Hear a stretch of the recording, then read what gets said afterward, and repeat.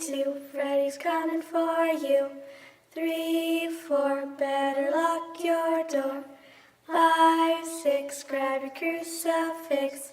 7, 8, gonna stay up late. 9, 10, never sleep again.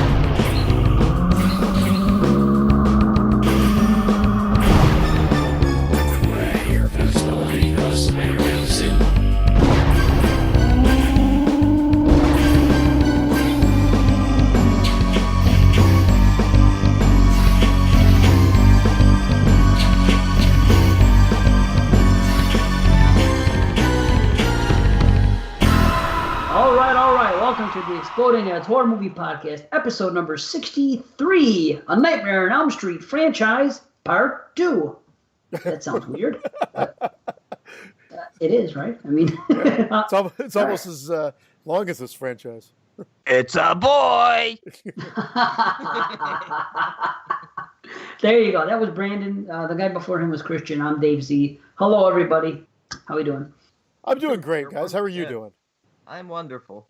I'm pretty solid, man. I'm going back to work tomorrow after 2 weeks off, and I'm not quite sure how I feel about that. Like, the last couple days I was thinking, man, I can't wait to get back to work, which is weird to say at any time, but now that it's the eve of, I'm like, oh, I don't want to go back. But that's normal, man. That's normal. And you'll hate yourself tomorrow morning. I know. Just like we hate you tonight. Hey! Oh! I will say that this next film, pretty much just like Brandon, should have been aborted. Tough room. I will say this, Dave, and you use this phrase a lot. The jump the shark moment, part 5. That's what I say. He said part 4 with the actual shark. It's part 5. Part 5, you try to write down the one-liners, you can't keep up. I agree. In part 4, it's getting there, but it's still coherent and it's entertaining. In part 5, it loses all control of itself. Arguable, but in part 4, it's still funny, as we just said. I mean, how's this for a wet dream? There is not one Freddy line that is funny. Not one. Wow. He's right. Well, let's get into it. Then we can shit all over it. All right. All right, let's do it. You ready? Yeah, I'm ready. If you're ready. It's a boy!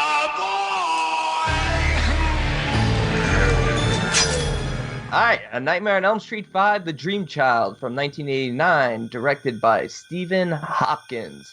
The pregnant Alice finds Freddy Krueger striking through the sleeping mind of her unborn child, hoping to be reborn into the real world. I thought this was written by Stephen Hawkins at first. Hawkins. Yeah, Stephen Hawkins. Freddy, I am Freddy Krueger. Yeah. I am going to kill you in your dreams. They should have used him in the remake, huh?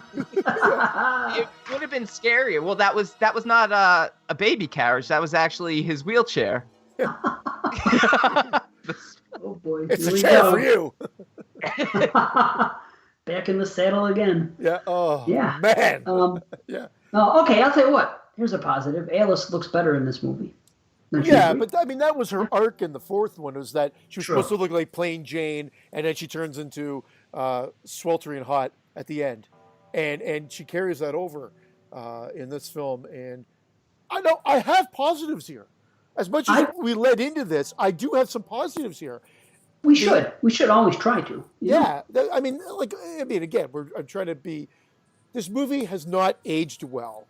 And I know we're talking about the whole thing, but the plot itself with the whole baby thing, the baby dreams, there's a bit of interesting elements to that. But it makes no sense. Hold on a second. But believe me, and I'm not going to defend it, but I'm going to have to go back to 4. How come you're okay with what happened in 4 with the pulling into out of nowhere, but how is this radically different? Because it was Alice's power given to her by Kristen, and every time she fell asleep in 4, she pulled one of her friends into it because she didn't know how to use the power. In this one, Freddy's going into the baby's dreams, yet the dreams are reflective of Alice's life. How is the baby dreaming about Greta at a dinner party? Like, what the fuck? Like, it makes no sense whatsoever. Shouldn't all the baby dreams just be like, I don't know, just blank? There's no should have, because if Freddy is invading the baby's dreams, they could be anything Freddy wants them to be, just like anybody else. I don't know. It still seems a little off. It always seems to be reflective of the person who's dreaming's dream, and he just sort of inhabits it, rather than him creating the landscape of it. It almost as if it almost would have been better if he just said, I'm using your child to get to your dreams, and then was using Alice's dreams. But clearly Alice is not the one dreaming, because she's awake half the time and falling asleep, except for our opening scene where she, she falls asleep in bed, but they make you think at the beginning that she falls asleep taking a shower. There's some good stuff, like I said, but the good ideas quickly become mouth-droppingly bad. Like, they really do. And that whole pro-life, pro-choice thing, I don't even think there was a pro-choice element to that part. This movie plays out like a total pro-life. It's like beating over your head, this message. And that's another thing. That's another thing. I'm sorry, Dave. I'll just make it real quick. Here we have invading the unborn baby's dreams. Yet we have to see the baby as a 7-year-old, obviously for reasons so that he can communicate and ultimately fight Freddy at the end. But shouldn't it just be a baby? And if you saw your baby and it looked like Jacob, wouldn't you abort it? For sure. Okay. I'm pro-choice. There you go. I think, I'll say this, I'm going to give it a little credit for trying to bring in some more adult topics into the film. Like what we were saying about the model and the way a model would have to have a career, and what the parent, how her mother was forcing her to do certain things. That stuff we didn't really see in the other. So they were trying to almost take like a 90210 approach in a matter of speaking. Greta works. Greta's one of the things that works in this film. I actually like the whole Greta's character, and I love the Greta kill, even though it's it's cut down. Right. It's a little silly when they actually show her choking and she's doing that thing and on the table. People look at her, how ridiculous that looks. Yeah, I wish the acting of the choking, or maybe just her face smashing into the glass, would have been better. She didn't need to be standing there doing that motion. But at least they didn't bring it out into the real world where she's all cut up and stuff, which I'm surprised they didn't go there. I actually wrote my list of good. Like, I actually just wrote them all out. And I'll go through it. I'll go through it all, and I don't know if you guys did the same thing or not, but we could play. No, this is fun though. I mean, we already talked about some of it. Like, I did like the idea of the baby dreams. I didn't mind it, but like Brandon already retorted to that. I love the fact that they brought He had to Alice. come back. Well, I know they. How are you going to bring him back? I know they had to do something. I know. I understand that. I applaud them for the effort like of trying something new, but it just never seems to work. They try something new, which is creative, it's great, awesome, but it just never lands. It's almost like you're like, can't we just have more of the same? I know it's almost blasphemy to say it, but here we are trying stuff new each and every time, more or less, and you're like, fail. But it should have ended at 3. That's all there is to it. Just the way 3 was let me tell you what. 3 was a perfect ending. A perfect ending, holy water and burying the bones. That is the way to destroy a villain. Just like Michael, and I've said this a million times, H2O, that should have been the end, and that's why I can't stand Resurrection. One of the reasons that's the perfect end of a villain. That's it. Final chapter. Perfect end of a villain for Jason Voorhees. Part 3 was a perfect end of a villain in Nightmare. That's all I'm saying. Because everything else after that seems right, like, as we said. Yeah. Franchise speaks. They wanted to bring out the McNuggets of the franchise, and that's what they did. The McNuggets, instead of the meatballs, they want the McNuggets. Soul food. So I'm sorry, C. No, that's fine. This is what we're doing. I love the fact they brought Alice and Dan back, the boyfriend. I love how they bring him into it. And one of the best Pops, Alice's dad's character coming back, and he was such a shit character, a shit dad in part 4, and he redeems himself in this and tries to be better. This is probably the best element in part 5. in my opinion. It's such a weird thing to say, but that's the best element. I love the fact that he's gone to AA, that the relationship's gotten better, that he sticks up for his daughter in this one. Yeah. I mean, they evolve his character better than anybody else's in the series. You're right about that. They definitely. Yeah, I know. Those are some positives. That might be the only development from movie to movie. Everybody else stayed exactly the same. I mean, Nancy was a little older and a little wiser from 1 to 3, but I mean, that's Nancy. But aside from that, you're right. And he went from like the poor man's Al Bundy in part 4 to... I thought Al Bundy was the poor man's Al Bundy. I guess mourning the death of his wife and called it into a bottle, and pretty much he was a drunk. And I love the fact that they actually elevate him above just being that shit parent. He went from parents just don't understand to actually caring about his daughter and wanting to be there for her. He actually sang that song in the credits. He raps it. He rapped it, yeah. I also love the set design in this. I thought the asylum with the maniacs was good. There's a great scene when Alice is walking after graduation to work before she goes into her 4-hour nightmare. And, 4-hour walk. But the shadows of the trees grow, and it's really well done. And I thought that was great. I do like I like the idea of the comic book. I do too. Yeah, he was a comic book geek, the director, and then they wanted to write that in there, and I love that element. And Kelly Jo Minter is great in everything that I've seen her in. Yes, yes. Another positive. I thought they could have done more with their character, but all the scenes that she's in, she survives. It's funny. Yeah, she should have died, but she actually damn right survives. she should have.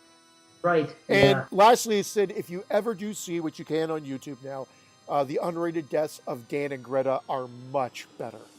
Agreed. Much better. So Absolutely. Dan on the motorcycle, I'm not going to say it makes up for this kid feels the need for speed and fuel injection and all those stupid one-liners, but the actual makeup is phenomenal. The end result of his makeup is pretty horrifying. So just seeing even the little clips of what was supposed to happen, seeing the wiring and the machinery actually penetrating skin. Calm down, Christian. It was actually terrifying. You're pointing out a lot of positives in everything except how it relates to Freddy, and how Freddy is reborn in this is almost laughable at times. Well, this is the one that David Miller came back to do the makeup, correct? Yeah. And then this is one of the worst looks for Freddy. Yeah, this one in part 6. He sort of doesn't look like Freddy anymore. He sort of looks like somebody's really old grandfather. A really old, and that's what they wanted, to have that older look to him. But the downfall is, I think they also simplified the makeup, so it was more of a pullover mask almost.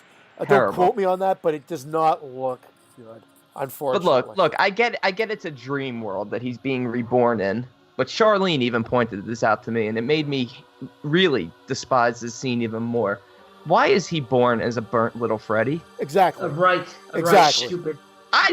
She pointed that out to me, and I'm like, fuck, that makes it even worse. I'm like, yeah, wouldn't it have been even cooler if it was like a little innocent baby, and like she follows it into the church, and then it goes to the bones and becomes one? That would have been more like...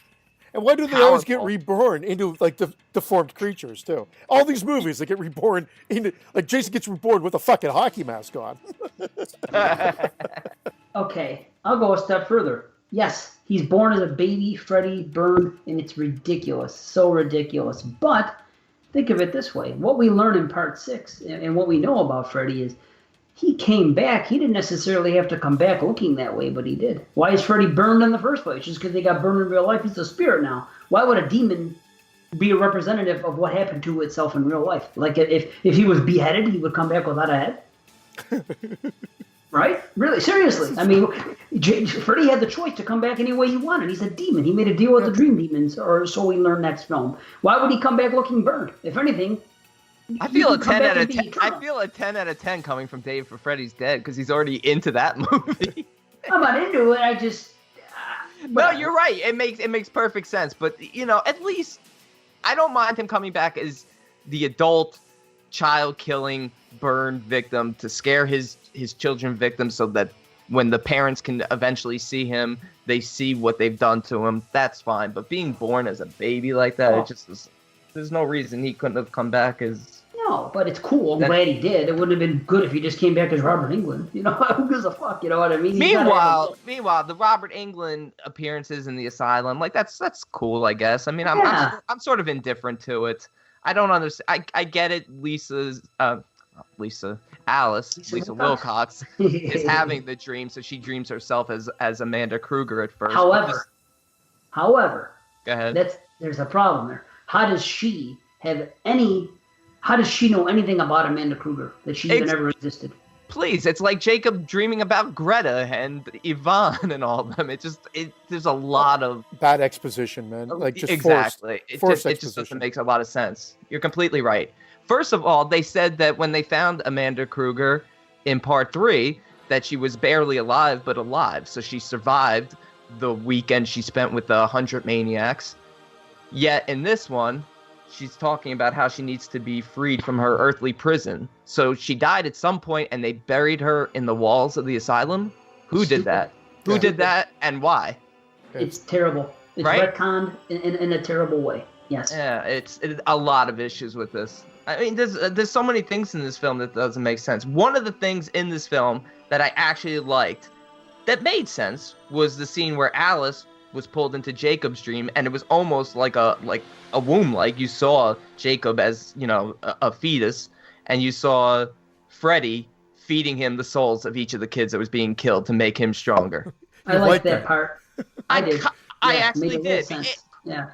I don't know if I like them going through the fallopian tubes or whatever and being sucked in, but no, but it made more sense than everything else that was going on to me. Soul I was like, food okay, for my little boy. What is? Okay, yeah, right. but it sets it up for ultimately how they're gonna defeat him in the end, and it also makes a little bit of sense of how he's getting to them, a little bit. But it doesn't make sense that, you know, Greta is coming through Alice's fridge. You know, there's just so many scenes. Everything I thought looked cool. You talked about it. I thought a lot of things looked all right, but there was just no explanation. So it was just a big mess for me. And I was just like, man, even part 2 wasn't this messy. I'll tell you this though. Part 2, and not just part 2, part 5. This series, with the exception of 2 films, has the biggest problem with this series is the third acts are fucking bad. These movies all get worse as they go. Like, this movie is bearable for the first half, and then it gets into complete ridiculousness towards the end where you just want to turn it off. I feel that way about many of the third acts in this franchise, except maybe 1 and 3, which are our great third acts. But I think the rest, it's a major problem in this franchise, and definitely in this one. But the first half I'm okay with. Then about halfway, it just gets so bad, it's terrible. How is everybody falling asleep so easily? These are teenagers. They have energy. Falling asleep on a diving board, driving. Who the fuck are these? The guy's going from like across town and falling asleep. Like, I mean, come on. And she fell asleep in the jacuzzi. She fell asleep in the jacuzzi because she went to a late night diving practice, because that's a really intelligent thing to do. Hey, I'm exhausted. Sure. I haven't slept for days. All my friends are dying. Let me go sit in the jacuzzi and practice my diving at 1 a.m. That's true. Okay, I'll give you that. She was in the jacuzzi. She dreamed of the diving board. So yeah, no, because I always thought that too. Everyone always says that. How do you fall asleep on a diving board? But she actually fell asleep in the jacuzzi. But it's still like I really don't want to be defending it. You know, no, I get you. But I like the fact that they tried to do, like, the fact that they brought stop motion in. Not really well done stop motion, but there's some stop motion effects brought into this. Like, they're trying to go old school and work that into the dream imagery. They had some good ideas, but it's very messy. It's just a messy film. And it does feel like they threw it together, which then becomes no surprise when you realize they kind of did. They were kind of creating the script as they were going along. And rewriting things as they're going along. Like, I mean, Freddy really has some of the worst dialogue. I mean, I think the worst is yet to come, but when he pours the champagne onto his arm in the car to then be able to rip his arm off to stick it up to be a seatbelt, his own seatbelt, it's mind-numbingly bad. Like, I think that must have been a bad year for champagne, whatever year that bottle was. Well, he said bad year, Dan. That's his line. Yep. Yeah. as he spits You know what it's acid like? onto the dashboard. It's like Freddy's Nightmares. You ever watch Freddy's Nightmares? Yes. That's what this is like. And this was a Just response bits to of Freddy's it. Nightmares. They want to make him darker. They want to make him have some edge again. And this They is what they tried. came up with. It was like it was like the writers from the show were writing his dialogue. Yep. Right, and they tried to make it darker because in the beginning it was kind of gothic, and they show that old asylum and the whole thing with her being, raped by the maniacs, and the way the carriage looked and all that shit was actually kind of creepy for the first 20 minutes, and then it's like they just kind of ran out of it and then just said, well, let's just throw shit at the wall and see what sticks. At the end, they're pulling each other apart. How is she coming out of my him Lord. and all? What the fuck is One of the happening? one of the Straight worst up, moments why in the is Freddy series. back? At least it's Why not is Jesse. Freddy At least it's not Jesse coming out of Freddy this time. That But would have made funny a as a little cameo. sense. Yeah, made a little sense, Jesse just Jesse. crawled out of his ass. For 3 sequels, I've been here. And then he screams. I mean, I don't get how Freddy's back. Can you tell me how he's back? Just because someone got pregnant, he's allowed to come back? Does that make a fucking lick of sense? no, actually, Yeah, when you there boil was it no down, no. explanation for how he came back. She dreamt Right. that he was born, and then he crawled into the church where she defeated him in the Right. last one and was reborn. It makes 0 sense. And the not church only looked good too. I'll give it that. The rundown church in the beginning, that was Yeah. fucking creepy. I like that. They started off okay, and then did anybody notice Freddy's toes when the fucking explosion happened? They They're were like- his fingers. They're like literally like, yeah, close. And not only that though, why does the window explode and it almost like as his rebirth almost blows him up? Was that some sort of good? I brought this up when Vince and I reviewed this on TJF 13, and I never understood it. Like the window explodes and he's victim to it. I'm like, this is your rebirth, buddy. He can't get hurt, so. But you don't bring him back to turn him into a killer motorcycle. You don't bring him back to have him skateboard and then turn to Super Freddy. Oh my god. You I just like don't. the death. I of that like kid. I like the idea because again, the comic book. Yeah. I like when Alice tried, like just everything about that and how they filmed it with the. You think they put it in black and white, but they just created the set Yeah. with no That color. was really cool. That was really Right. cool. That whole black I and was white set. cool. And I like how they got Yeah. shredded up and the color drained Yeah. from them. And I was That's cool. with cool, it. but you know Yeah. what? For respect for the actor, give him a better kill. Don't change the kill, but give him a better after shot. Because he's just laying there in a little pool. But make it a little bit more gory. Make him like really cut up to shreds. They should have been in shreds. That would have been great. And Yeah. they could have made Freddy. They could have made Freddy like ultimately scary and demonic in that whole sequence. And they chose Super Freddy instead. Super Freddy is embarrassing. is the worst part of the one of the worst parts of the whole series. It really I is. was fucking And bottom of the Mark, barrel. I think his name is Mark.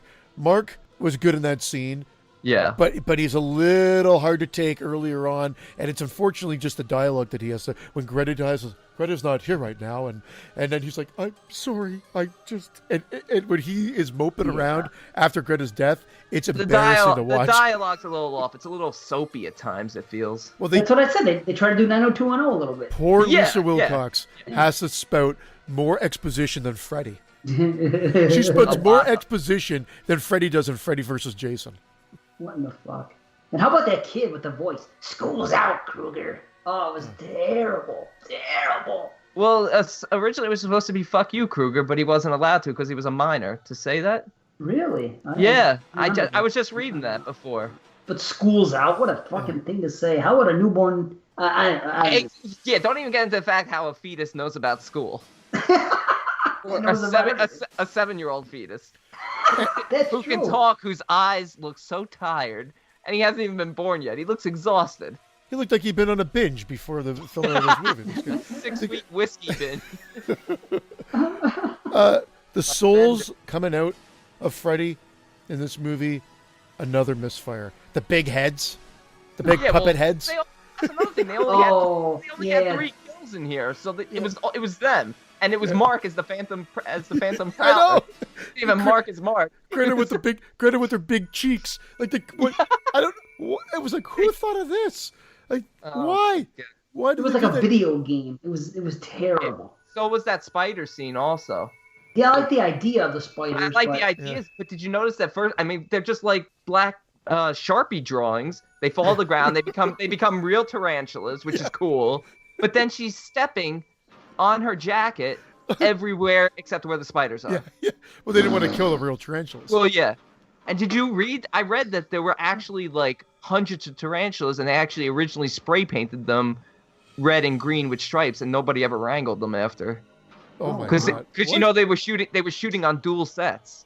Oh my god! They were going from they were going from one set to another because they had such limited time. So they'd be building the one set up while they were filming on this set. So supposedly the director said that he doesn't know if anyone ever gathered those tarantulas. They might have just been walking around that set and gotten out and been loose. Well, this was felt like the most rushed one. I mean, I know between 3 and 4, I think it was a year, but this one was, I think, just shy of a year. Yeah. I think it came out I remember it was August because we talked about it because this is one of the first ones you saw in the theater, right, Brandon? This and Friday 8 came out 2 weeks apart, July 28th and August 11th of '89. Boy, oh boy. Man. And yet I'm still a lover of both franchises, yet 5 for this and 8 for Friday were my first. Not same for me. 8 for Friday in the theater, and then part 4 for Freddy in the theater.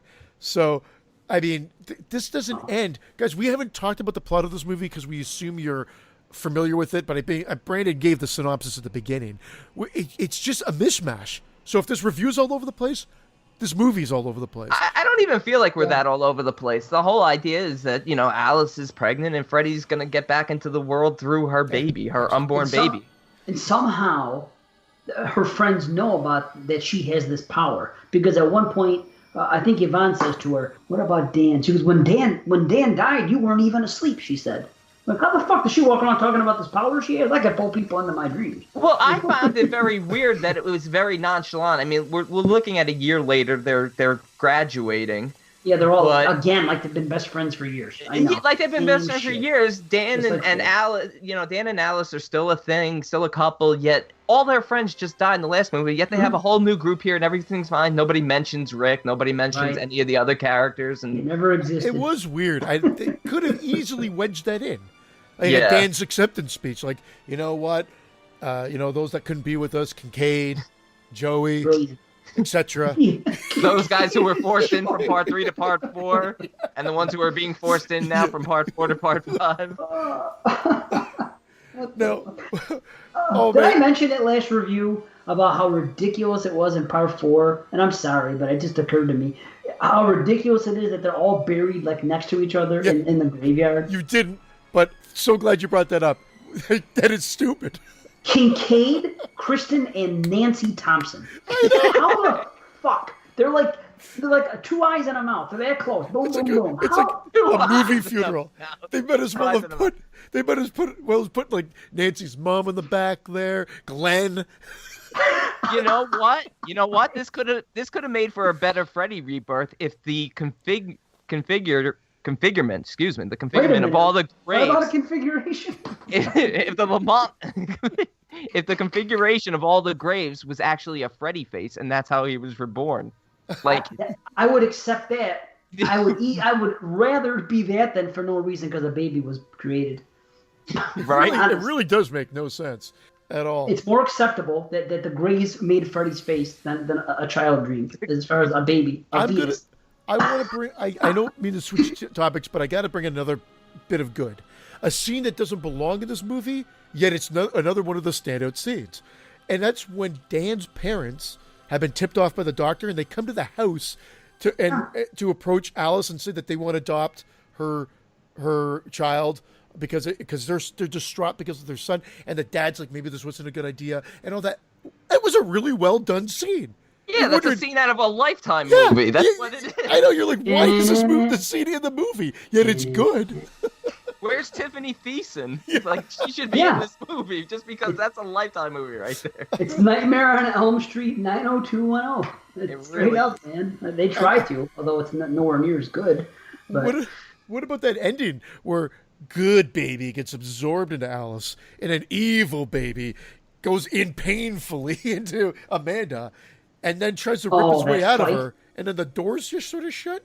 Yeah, my last note that I wrote down was Freddy is trapped in Amanda's vagina, which is basically what happens. So can he be born again? Yeah, he can, because he's already halfway out of her when she just goes behind a locked door. Like, he can't get through that little locked door once he busts through her. She has absolutely no worth being in this movie, Amanda Kruger. She does nothing. Is real. So crazy. They didn't even explain why he came back in this one, that they figured in the next one they wouldn't even make it worse. with no explanation whatsoever. At least this one tried to work it in. You're right, Dave. It still makes no sense, but they tried to work in that baby angle, and somehow we're supposed to just buy into the fact that was his way in. Yeah, I would rather have no explanation than one that poor. I really would, because it's evil. And at the end of this, not to get into 6 right now, but at the end of 5, like I said, the struggle is real. You see that he's not really dead. It's an ongoing struggle. Yeah, Amanda Kruger. The struggle is real. You know what I'm saying? That should be a T-shirt with her there, like, you know, maybe like a silhouette of her face in the corner, and then the fight with the hand coming out of her stomach. She should be a martyr. Are you saying you're fine with that? The setup for part 6? Yeah, why not? Because now part 6 is more easily acceptable. I agree with you totally. I agree with you totally. I actually don't mind that ending. She's sort of trapping him in a safe place, away in this hellish place, but you know he can't be contained at this point. I guess. You know what could have been contained? Kool Moe Dee's rap at the end for the final credits. I'm assuming that's Kool Moe Dee, because he's got a pretty distinctive voice. Yeah. It's Let's Go. It's an LL Cool J diss rap, actually, which is weird that it appears at the end of this, because that's when LL and Kool Moe Dee were feuding, and they went back and forth, and the LL put out Jack the Ripper, and then Kool Moe Dee put out Let's Go. And it's weird that it came at the end of this film, because it's a battle rap. It's weird. You know what I mean? Why not put... What about Are You Ready for Freddy by the Fat Boys? Was that Did EH just turn into disposable arts? I know my old school hip hop. Disposable farts. The old school. Disposable farts. Did you say disposable farts? I sure did. That's the joke of the night right there. Well, since we're on the music of this too, you're right. I don't know why they didn't put Are You Ready for Freddy. I think that was in for 4 or in between 4 and the show or whatever like that. But they also had Bruce Dickinson doing Bring Your Daughter to the Slaughter, which has nothing to do with the goddamn movie. Bring your daughter to the slaughter. And it's a son. Let her go. I know that too. Let her go. Good shit. Nothing to do with this movie whatsoever. It should have been Bring Your Son. Yeah. Bring your son to the gun. I don't know. Yeah. Yeah, daughter and slaughter just have a better rhyme to it. Yeah, then son to the gun or whatever the hell you're saying. I don't know. Bring your son to the one. How's that? Bring your son. Bring your soon to the wound. Maybe not. Maybe Bruce had it right. Get your son out of my womb. So wait a minute. You're telling me that Iron Maiden was in this movie at one point, and I missed it? No. It was I think, funny enough, Bruce Dickinson had this song on his album, but they actually released it on an Iron Maiden album on No Fear for the Dying. Fear of the Dark. Yeah, Fear of the Dark or No Prayer for the Dying. One of the two. I don't feel like checking right now, but they were one after the other. But it was linked to this movie. I don't know if there's an official soundtrack for. I'm assuming there's an official soundtrack for this movie. I don't know if that's on the actual track list, but buy it. There you go. No, thank you. I don't know. We got anything else? Should we wrap this fucking thing up? It's a mess. I feel like we touched on a lot. I know that was a quick review, but I really felt like we touched on that. I was off put from the opening scene. It felt like a softcore porn, Red Shoe Diaries love scene, and I'm just like, I get it. Alice and Dan are still together, but with that Pin music, didn't it remind you of Pin a little bit? It would have been better. It would have been better if Freddy was reborn through Pin. It was bad. If Freddy was reborn through Pin, that would have made more sense than being reborn through a 45-year-old fetus. Bad credit sequence. Bad credit sequence too. Oh, the beginning with the chalk. I didn't mind that. It was. I actually didn't mind the chalk either. I don't mind the Dream Child part. Yeah. Music like Ben. That's what it reminds me of. I'm assuming, is that when she got impregnated? Is that what we're supposed to believe? No, because that turned out to be a dream. She woke up right then and there, went into the shower, and then and then drowned in the shower, and then woke up again. So it's just there. It's just there for our viewing pleasure. Yeah, and it was Super Freddy who was playing the guy. Yeah, I know. Scene. Right? Oh, that's right. They said that I'll never sleep again. That's right. Yeah, he said, man, that documentary. I'll tell you what. For as much as we might be shitting on some of these films, I still love the franchise, and that Never Sleep Again documentary is for the quickest hours ever. I mean, just on this, we weren't done with this. It is a mess, but I got to do that other. So she wakes up from that dream, and when Robert Englund pops up beside her, and she throws off the blankets, and the camera pans back, and he's gone. It's all done in one shot. Really well done. I love stuff like that when they play around with that's movie magic. That's when they're like, how can we make this work without CG and without everything else? How can we make this work and play around with something without cutting away? And I thought that worked really well. Good call. And also, there's something else I like. We saw in this movie the return for no reason, and I wish they would have done more of it, but the return of a dream warrior. And I don't mean Kincaid or Joey. I mean that kid, because all of a sudden, it makes no sense, because how come everyone doesn't have a dream power? But the comic book kid had power. It was like, okay, this is taking it back to Dream Warriors for a fucking millisecond. But don't you think they wouldn't have been cool if they would have kept on with everybody having a dream power? He turned into the Wizard Master. You Scarface limp dick. No, I was expecting the Wizard Master to pop up in that baby carriage. That looked like the Wizard Master's baby carriage. It did, you're right. That's how he hurt his legs. They put him in the wrong carriage and he impaled his legs. What is his name again? Will, right? Here comes Will in a baby carriage. Yeah. I don't know. You look tired. School's out, Kruger. It's back to the carriage for you. The series has a downward spiral beginning here. Yes, it's a 4 out of 10. Whoa! I'll tell you what. I gave Dream Master 4.5 out of 10, and I stand by it. I don't like the film, but compared to this movie, fucking Dream Master is Lawrence of Arabia. This movie, I'm telling you, I wait for between a 2 and a 3 for the longest time. So I'm just gonna come in at a fucking 2.5. It's terrible. You know what? I agree with you, Dave, that it is that bad. But I'm siding with Christian only because it's still Freddy, and he just, got a soft spot for Freddy, so he just gets points, even though he's shitty in this fucking movie. It's terrible. It's all one-liners. Please. It only gets worse. It only gets worse. But exactly. I'll give it a 4 out of 10. It's a fail. It's a fail. Oh, yeah. Yeah, it's definitely a fail. I think it belongs in the Hall of Fame, but apparently not. I think it's so bad. I just can't put Freddy in the Hall of Fame with that Sleepaway Camp film. I can't do it. I can't do it. Wow, that's bottom of the barrel. Nothing belongs. That belongs in its own Hall of fucking shit. Well, there's always the next one. Well, we're gonna have a little discussion. Okay, I'm ready. And I already know you've defended this in the past, and I don't know how or why. Dave's defended this? Oh man, I can't wait for this. Bring it on, boys. Bring it on. Let's do that. All right, let's do it. Every town has an Elm Street. Freddy's Dead, The Final Nightmare from 1991, directed by Rachel Talalay. Dream-haunting Freddy Krueger returns once again to prowl the nightmares of Springwood's last surviving teenager and of a woman whose personal connection to Krueger may mean his doom. Indeed. I'll tell you the best part of this is the end. The fact of all the in-house promotions that they did at New Line, that Rachel Talalay was like a script supervisor, worked her way up to production designer, and it was able to direct this movie.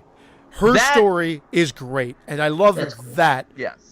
There's where the good ends. That's the only good thing, and it's also a double-edged sword because you appreciate it, especially watching the documentary, seeing all the work she did in the whole series, and finally getting a chance to direct. But then you also hear this story about a young Peter Jackson and his writing partner having what I thought was an absolutely brilliant idea for a nightmare film. I really like that idea. I don't care what anyone thinks. I thought it was The Dream Lover. I would have loved to have seen that made. I really would. The Dream Lover. That sounds like pussy shit. What is that? The Dream Lover. It sounds like sissy awesome. shit. It sounded awesome. Sissy stuff. Sissy stuff. Nice. Never give up a chance to quote the Toxic Avenger. Never. 10 out of 10. Never. This movie tries to steal scenes from famous movies and television shows left and right. Just from the very opening, you get that whole feel of the Twilight Zone episode on the airplane. True. You're right. You get the Don't be a pussy. Of course, you get a direct rip off of Wizard of Oz. You get a Princess Bride scene. which is absolutely ridiculous with him falling down the hill, with John Oh, falling down the hill. dude, that fall! I think that's the longest fall in cinematic history. Well, that's what's funny about the Princess Bride So scene. bad. It goes on for a long time, but it's funny. This is just ridiculous, and he's not even falling. You could see the guy's doing like parkour. He's like flipping. Terrible. It's fucking terrible. Oh, you mentioned that fall, Brandon, and that fall is the beginning of the end. I mean, first of all, actually, I should have said the beginning of the end is, I'll get you, my pretty, and your little soul, too. Wouldn't it have been so much better if right after he said that, Freddy went, clickety clackety? Oh! Did you hear later on that there was a new thing? Did you hear remember when they go to the town and that strange town? Well, you know, actually it's Springfield and nobody's there anymore. And they go in that one place and it used to be a school and like a nursery school, and they're talking to that crazy lady, and she says, oh yeah, I remember you, and she goes, and she's talking to those imaginary kids. You guys remember that part, right? Yes. Yeah. Okay. In one part, you know what she says? She goes, we're going to do something. I forgot what she said, but she goes, clippity-clop, clippity-clop. She says. Yes. Is that our new one for this year? Yeah, clippity-clop, clippity-cloppity. You hear that, Neil? That's just for you. In this movie, He it's probably likes this better it's than important to establish that Freddy was reborn through Black Phillip. There you go. Yeah, I can accept it. That's fine with me. I love the beginning. I've always loved the beginning. Are you How the kidding me? thing- With that, The with beginning that is the science worst fiction part of thing? the fucking movie. No. In comparison to like something like the original, it's a grand departure. I give you that. But I've always liked the plot of that every kid in Springville, pardon me, has been Springwood. Jesus. Eat your heart out, Rick Street. Springfield. Yeah, okay. Every kid in Springwood is wiped out. I've always liked that. All of Ohio, they're all fucking. He got them all. Evil fucking. Except one, some rogue kid who's having nightmares and then dreams that he's on a plane trying to fly out. How large is Springwood? Gets hit by a bus right out to the border of town. But he's flying out of town, so that means That's why. Freddy was trying to get him before he was flying out of town. He was in the plane for 2-3 minutes in the air already. They weren't ascending. How big is Springwood? He was dreaming that he was on the plane. I know, but it's still stupid. Right? No, it's not stupid because Freddy explained himself later. He needed one to get out to be able to get others in, so he can find his child and bring other people in from different places. And yeah, it's ridiculous. You know, every town has an Elm Street. Yeah, that I like. That's you actually have to go somewhere. That's a cool line. Yeah, it is I agree. It is a cool line, and you almost feel like it should have been used before. I feel like you could build a better movie out of every town has an Elm Street. Absolutely. Than this one. I agree. I'm not in love with this Traveling time. Yeah, listen, I'm not in love with the film. I just don't think it's as bad as the reputation that it has. I just do not think. I think the first half is enjoyable. I think the second half, when he gets pulled out in the real world, especially the third act, is terrible. But the stuff with Spencer and Tracy and Spencer Tracy and Carlos. That was Spencer Tracy's middle name, Spencer Carlos Tracy. Spencer Carlos Tracy. Boys I Town. like that shit. I like Yeah, when they go and there's fucking boys down here. You know, they go back and when they're in that house. I like that shit. I don't see. I prefer that to the stuff that's going on in 4 or 5, where it's forced that you have to do this and there has to be a bunch of friends together. I prefer that setup. It's more I didn't fun. mind some of that. I like their dynamic together. I like the fact that they brought back the whole like sort of dream circle going on where they're sort of trapped in the loop. That's fine with me, but there's no loose ends, guys. That's what I like. How many times have we said just make a Friday the 13th movie? Just put kids in the woods with no backstory and have Jason come and kill them. That's what the first half of this movie is. But in the Nightmare on Elm Street universe, there's no tie-ins to anything in the past. There's kids here and Freddy's fucking killing them. I can't believe what I'm hearing. But no one's likable. How do you not get that Freddy's comparison? lines suck. The introduction is brutal. The characters, you don't care about anybody. Then they wedge in the family element and they try to make it this big mystery. And I'm like, well, it's so convoluted. Of course it's her. I didn't even think the kid that we're following from the beginning was related to Freddy. Now when I it's saw it, I don't think it was. Christian predicted that it was Roy in part 5, so he knew it was Maggie from the start. No, I told you. I wasn't knowing that. My friend did. Your friend, yeah. I had no clue. I'm like, I was calling him an idiot. Meanwhile, Guess who was the fucking idiot? ambulance driver? I said the same thing. Why would that be? That makes no sense at all. Sure enough, here we are. I'm telling you. Oh. But here's an opportunity to go to a foster facility and really make a really cool film. But then they take the kids out of there, and Freddy's now out of Springwood. Yet any place that they go to, they go right back to any place they can go to. They go right back to Springwood because that's Maggie's brilliant idea. John just remembers he's from Springwood, has an article from Springwood, so they're gonna go back there. And it's right back to Springwood. So you get the impression like, oh my God, this is going to come out of Springwood. This could be epic. We're going to a children's foster facility. This is going to be great. And then all of a sudden, 5 minutes later, we're back in Springwood. See, that's the funny part of it. I like never that. once thought this was going to be great because Dave said that he thought the first half was great. I felt like scenes just happened. I thought there was absolutely no cohesion here whatsoever. I actually said the film's flow is the least cohesive of the whole series. What are you talking about? These don't you get it? They wanted to escape that place. They snuck in the back of the fucking van because they wanted out. They found an out, and they were gonna go with those two people. That's the problem is that the two leads, the daughter and the son. Well, they're not really the daughter. The son. And the Holy one is Spirit. the daughter. Bring your daughter to the slaughter. That's the best part. That's the weirdest part. That those two that are supposed to be the leads are the least interesting for some reason. To me, I like Carlos and Tracy and Spencer. I like their characters. Carlos is the best character in the movie. Carlos's fucking whole death sequence and dream is great. It's one of, dare I say, probably the best since fucking part 3. I'll tell you why it's the best. On a whole, not everything. He goes In through a hole. He goes through the whole exploding heads rating system in his He death. does. Yes, he does. Yeah, he does. He gets eyes, nose, and ear bleeding, and a full head explosion. I think he had a mild convulsion too before he exploded. He did have a convulsion, I'm pretty sure. In fact, we should love the movie on that principle alone.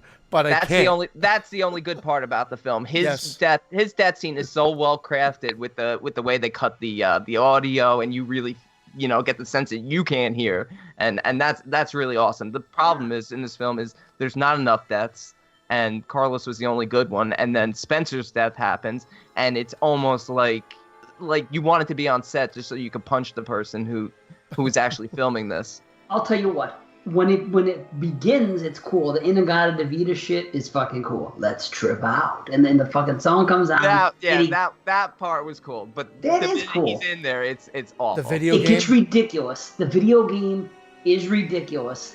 I agree with that. The Power Glove. I beat my high score. All that shit is terrible. The one good thing that comes out of it is that for the first time in a long time, you see what's happening in the dream, happening on the outside world. When Freddy is stepping on him in the dream, the video game dream, you see his stomach taking the thing. And as ridiculous as it is, with the kid jumping up and down going in that room, that is the same thing that we were happy about when we saw it in Dream Warriors when it was fucking Philip walking through the thing. It's the same thing we haven't seen in a while. Yeah, but it's stupid, but I'm glad they returned to it. That's all. Philip wasn't walking down the hallway going boing, boing, boing, boing, boing, boing. No, but he boing. was not in a video game. When you're in a video game, stupid He wasn't shit getting like that whacked happens. on the head with a frying pan. It was ridiculous. I do like that. It was Three Stooges. Ridiculous. It was. I'm with Brandon here. I mean, let's get back to the basics. The family story. Why haven't they learned from Halloween? We don't need it in every series. It is so tired and forced. I don't even have a problem with Freddy having a family. I thought that part could have worked. Good stuff. The It just- backstory with him wasn't growing well- up and No, it wasn't well presented great. at all. I like Okay, him bashing it the wasn't wife's great. head against the shed or whatever it was. Oh yeah, I told you never to go down there. Yeah, I yeah, actually- he killed her. One thing Yeah. is good. They allude to the fact that I guess the little girl, when she's a little girl, was the little girl that's been invading everybody's nightmares. Like since they've had the little girl start talking in part 3. That part was, again, if you really think more than a minute about it, it doesn't make any sense. But at least they're trying to connect things. And like Brandon said, it was the final one, so they were, I guess, trying to make it a best of. So they're taking things like the looped dream, but it just felt lazy. But yeah, because then seeing Maggie as an adult in that dress, it felt wrong. I didn't know how I was supposed to feel. They did the same thing in the remake too with what's her name, with Nancy. Well, anyway, whatever. because that was the last one I watched. But still, yeah, I get it did feel wrong. I know what you're saying, and I liked seeing the backstory of Freddy. I liked seeing Robert Englund playing Freddy before he was killed and that stuff. And I don't know, maybe I'm a bit of a sucker for it, but I like the way it actually played out. Did it get ridiculous with the dream demons? I want it all. Yes, of course. Just like the video game sequence. Probably the poorest fucking thing in the entire franchise is that video game sequence. It went on like 5 minutes too long. No, the Dream Demons is worse. The Dream Demons is the absolute bottom of the barrel part of this whole franchise. It's not good. It gets worse, and then it gets even worse than that. I mean, I felt like the minute they got back to the foster facility and nobody remembers the kids, like they've been erased. I guess it would have been cool. It would have been cool. Yeah, it's a Twilight Zone thing. It would have been cool had they kind of gone with it, but all of a sudden the doc's like, no, I remember because I've learned to control my dreams. And then 2 minutes later, he has a way to defeat Freddy, and 50 characters are surviving this movie. And there's been, 3 deaths the whole movie? It was a poor third act again. Yeah. Again. Like I said, I'm on board. I can't believe it. For a half, I am. I mean, his exposition is even worse than this. So I said it was bad in part 5. It's worse than this. And then if you go to Freddy vs. Jason, that's the all-time low or high for exposition coming out of Freddy's mouth. Brutal. The fact this that they is put Evil celebrity. Dead 3. This is Army of Darkness to fucking. That's what I said. I told you I'd bring it back up. That's what this is. But I'm telling you, I can't understand how you can love the way Army of Darkness is compared to Evil Dead, and you don't see that it's almost the exact same thing. Where by the time they got to Freddy's Dead, they realized that you know what? Let's just make a fucking comedy with a little bit of kills. But it wasn't funny. That's the thing. If Either Freddy was said fucking something Army was of funny, Darkness. well, yeah, it is. Army of Darkness is. I could quote a ton of things from Army of Darkness, and I think you might be in the minority from that. This one, I'll though, give you that. this one is you just didn't like it because it was a comedy, action, and horror took the backseat. This one, though, I find nothing entertaining about it. I look like how I'm looking at you guys right now. My eyes are just glazed over, and my mouth is a droop. I can't even articulate myself right now because this movie is just, I said it, it's lazy. Everything seems slapped together. Yeah. It just, the celebrity cameos are random. They have absolutely nothing to this movie. And I said the worst element, you brought up the Dream Demons. I'm like, just when you think the movie can't sink any lower, they decide to wedge in why he was able to do this. Why would they just randomly pop up, hey, you, child molester, I see that you're getting lynched over here, and you're about to be burned to death. How would you like to invade people's dreams? I want it all. Yeah. You know what the problem is, and the reason why Army of Darkness is so much better is because obviously Ash is a funny character, and he's designed, and he grows into that, and he becomes that, and he was meant to become that. Freddy starts off as a menacing boogeyman, and he should have stayed that way. But I understand, obviously, they're going for the MTV, the cash in, the cash grab, and whatever. Fine. But his jokes don't land. And, it's weird watching it this time. I couldn't believe how cartoonish it was. I even wrote down how cartoonish it was, how it's meant to be. It was. And you know what? That's the difference. They're not trying to pass it off as horror like 4 and 5. They're going fucking balls deep and saying, you know what, this is what we become. Let's just have fucking fun and do something ridiculous, and at the end we'll kill Freddy. That's how I look at it. I didn't even remember that they said that in Never Sleep Again. That Robert Englund even says that they went full Looney Tunes in this. Yeah, I wrote it down. Wrote it down thinking, "Oh my God, I'm just noticing this." And I'd seen the documentary before, so I'd heard it, but it's been years since I'd seen it. And I watched the segment after I watched the film, and he said it. And I'm like, you can say anything after the fact. Of course, they're like, "Oh fuck, people didn't like this one. We're going to say we went Looney Tunes with it. Well, this is what we meant to do." If everybody came out and go, "Holy shit, that was scary," they're like, "Yeah, that's what we meant to do. We wanted to scare the shit out of you for the last installment." But this was straight that was Looney Tunes. That was Wile E. Coyote falling from the sky and landing on a bed of nails. It was just ridiculous. Exactly. It's lifted right from a Looney Tune. So that's what I'm saying. Is it ridiculous? Yes. Is the fucking witch ridiculous? Your little soul too? Of course it's ludicrous. But something about it compared to 4 and 5 for me, I just like the fact that they accepted what they were. They didn't try to really pass it off as a horror movie. And that whole Carlos sequence is great. The fucking Q-tip in the ear and the abuse. They talk about the abuse that his mother gave him. They talk about the sexual abuse that the father gave the fucking other girl. Yeah, the Tracy. I don't know, man. Yeah, it was. I don't know. And Spencer with his father pushing him to fucking be like him when he didn't want to. You know what's to weird? hammer it too Forced. hard, sure. You know what though? Even though something. Maggie turned out to be the daughter, I feel like Tracy was the character that should have probably been the final girl. Yeah, I feel you. I mean, I heard them say in the documentary that Tracy's character had no point in living. Like, they should have killed her off. No, meaning they should have killed off more people, which they should not. That sounded wrong. Like, you have no point living. But I thought it would have been great had they killed off Maggie's character. If he kills the daughter, and then it's Tracy who has to step up.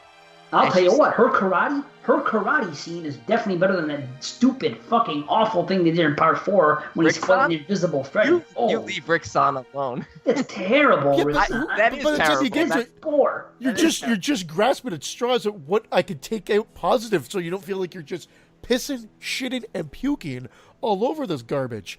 And the reality is, I'll say one other positive thing, because it's the only other positive thing I have. Carlos's part, death, because not everything, it's just the death, and then the fact that I actually was surprised when John gets killed. It's a kind of a surprise death. Yeah. You don't Yeah, it expect is. him to die, so I thought that was kind of cool. But unfortunately, He's cutting the fucking things. don't ruin it for me now, Dave. The 3D ending. I don't know even if they're there yet. The 3D ending, I was so psyched, and I had no problem because I guess we're Canadian, and it just told you right away when the character puts the 3D glasses on, you put the 3D glasses on. Made perfect sense to me, but You saw it. it did not even work. There's a little bit of depth to that one shot where there's those pillars that just look like they've been placed to add depth. with the little inchworms on it. And nothing Right. else worked. And then you've got I'm the disappointed. no, I'm talking about in the theater. Yeah, No, but but Many I- times I've watched See, since then. I have a note right here, and it says 3D looks like it was good. I didn't experience it by the time 6 came out. I was done watching Freddy.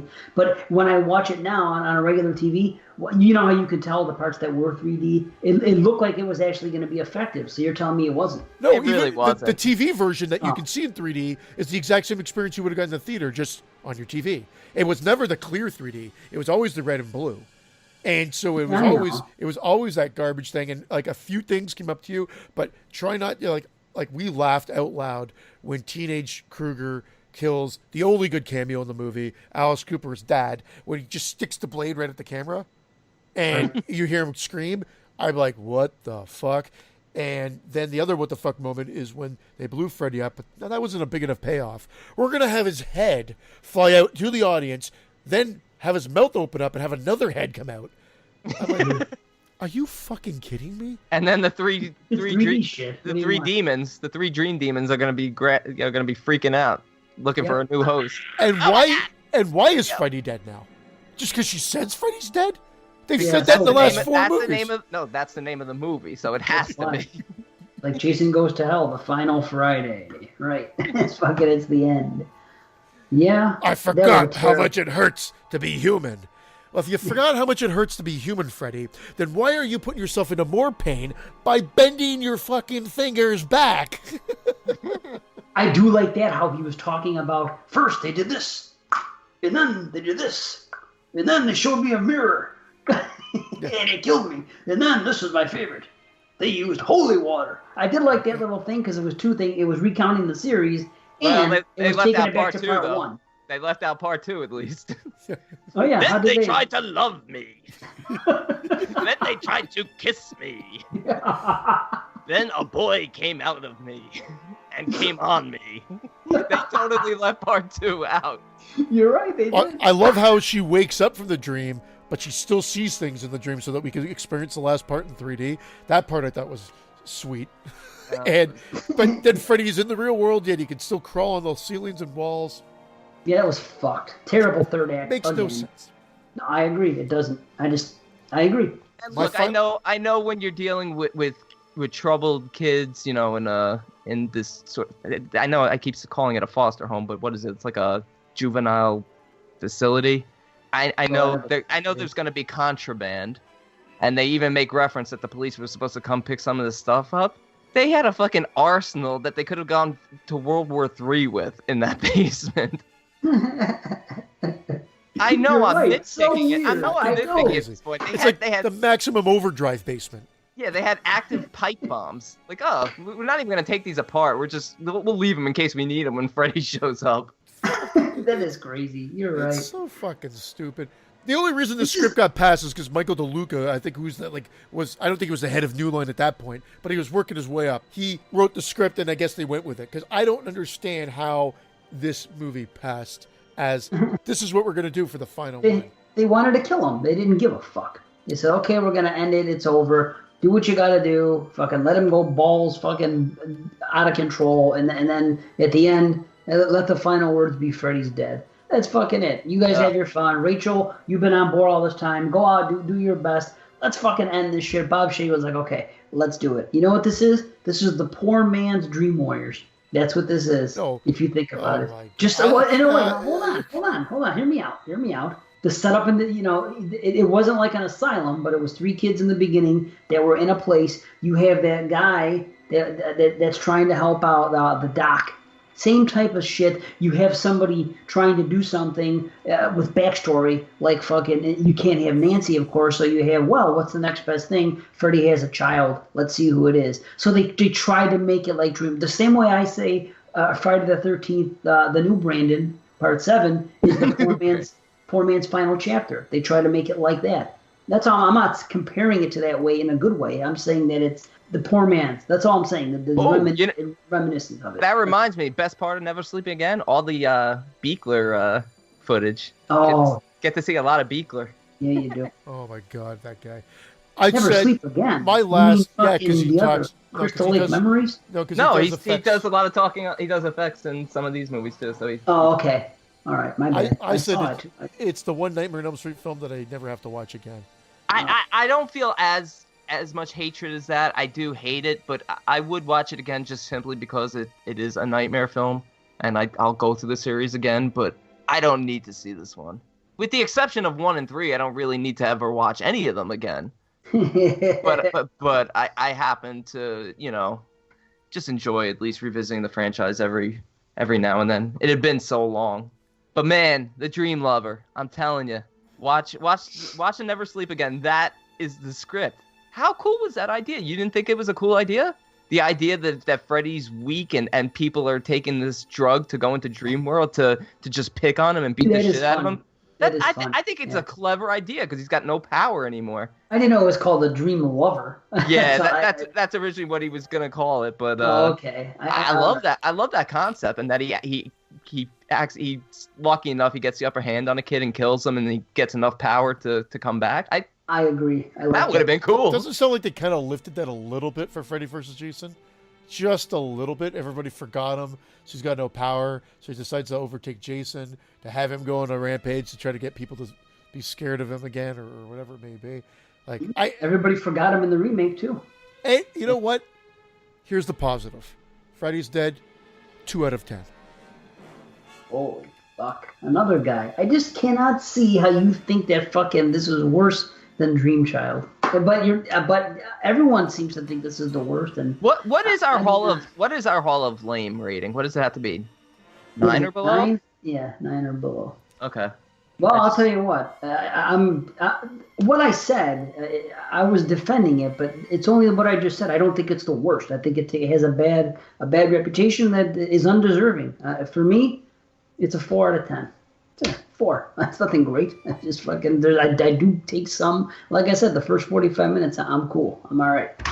So there you go. Yeah, it's a really bad film. I do think Carlos's kill is well crafted, and that's about it that I like about it. I like some of the backstory, but it's just not. It's not done well enough. They have some good ideas in there, but they focus too much on the one-liners and just some really shitty stuff happening. So, for me, I'll go 3.5 out of 10. So you just made it not make the fucking Hall of Lamb. Thank you. Yeah, I know. You know what? I hear you. And some people go, how can you give it 2 when you said you liked some stuff? But I really don't. I'm picking out the best parts of the shit fest, and Carlos's death is the best part of the shit fest. Okay, you someone took a shit and you're just picking out the corn and the peanuts. Yeah. Okay. But you can see the potential. I mean, we talked about it. You can see the potential if they focus more on Tracy's character. I thought Tracy's character was more interesting than Maggie's character. See, That's what I said. I never That's saw what the I said. potential. Yeah. No potential here. I saw the potential of the Dream Child, but no potential here. I never saw potential Right. here. Personally. Yeah, Obviously, no, Dave and you are saying something different. It's tiny shades. It's like, oh, that's well done. That could be something that's more serious and more scary. But then it's, it turns into shit. The teenage Freddy Krueger with the Alice Cooper scene, he was a menacing character. Maybe if they had done a little bit more of that instead of having it just be a quick 2-second montage, of Freddy being tormented, maybe if they had done more of it. Yep. Because I feel in the later sequels, and it's not only because the one-liners don't land, it's just because I want Freddy to be more scary, that the less Freddy, the better. Even though I think Robert Englund is fucking fantastic, period. I think he's... How about that? Robert Englund, I think this is the first movie where he was, maybe that's part 5, where it said Robert Englund in. That was it this one or the last one?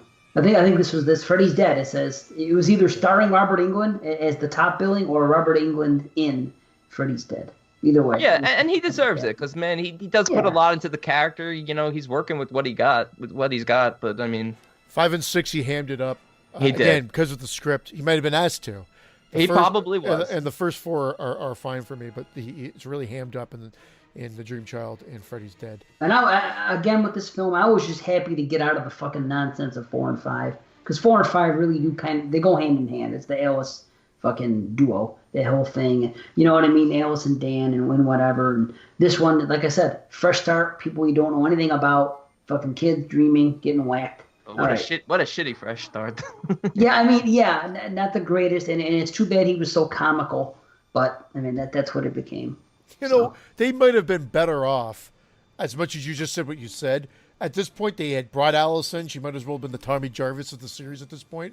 So if you can't bring Heather Landerkamp back because of the fact of her character being dead, she could have come back in a Nightmare. So you could have made her reappear in a Nightmare to help Alice maybe defeat Freddy. And then you've got the ultimate Freddy's Dead. If you're going to follow it at that point, there's the thought process they could have used if they really wanted to give the fans at that time. I'm not saying that's the greatest idea, but at least what you're doing is you're bringing Alice back, who was a favorite from 4 or 5 and carryover, and then you bring Heather back maybe through the Dream. Maybe have the Dream Warriors come back. I was just going to say that. You're bringing through the fucking dreams. Yeah. That would be perfect. That's great. There's your Freddy's Dead. That would be great. Well, I'll tell you what. Half-head explosion, see? Half-head explosion. Yeah, half-head. That's fair. I call it the Dream Lover. Lover. That sounds like pussy. I just wanted to play the song Dream Lover, too. Oh, that's fucking great. Well, that's a great segue. You talk about fucking, you can't bring Nancy back because she's dead. Well, let's bring Heather Langenkamp back some other way. But before we do that, I should have done this at the beginning of the show, and I'm sorry.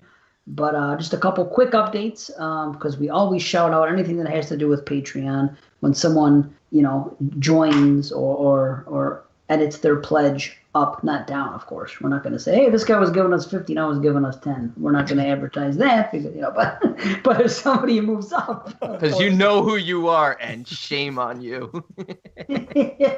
Shamed you. No, I'll tell you what, Mr. Venom has moved up. So our homie, Jerry Cortez, I know he's on Just the Movies with Mike Merriman. Derek's been recording with them a bunch. Derek's been having a good time recording with them. What's that? Derek and Jerry and Jerry? Derek as in Herring and Jerry Cortez? Is that new show, Kaiju or something? Is that who it is? Yes. Like, all right. I don't want to butcher the Underwater Kaiju, something. They do all the Kaiju films, yeah. From outer space. Right. Underwater Kaiju from outer space. There you go. I know he does Rad Radio. He does a little bit with the horror cast when they're recording. But anyway, Jerry Cortez, Mr. Venom, you know him. He's now on the Triple R level, so he's going to shoot us a Triple R. Maybe next show we'll do it. We shall see. Hopefully next show, yeah. I mean, as long as he gets back to us, definitely. So we also have another new member, Eric Notkin, just joined on the All Access level. So thank you. Thanks, gents. And it's been a while, but we have a voicemail. It's been a while. If I can access it, I don't think I can. Oh, there it is. Hold on. Here we go. Hello, gentlemen. This is Eric from the Dark Discussions podcast. When I'm recording it, it's Brandon's birthday, so I want to start by wishing Brandon a happy birthday. It'll be after his birthday by the time he hears this, but hey, it's the thought that counts, right? I also wanted to give Christian a shout out. You guys seem to do a much better job of planning out ahead of time what you're going to do on the Exploding Heads Horror Movie Podcast than we do on Dark Discussions. We usually have a discussion the week before when we're recording an episode, and we're like, hey, what are we doing next week?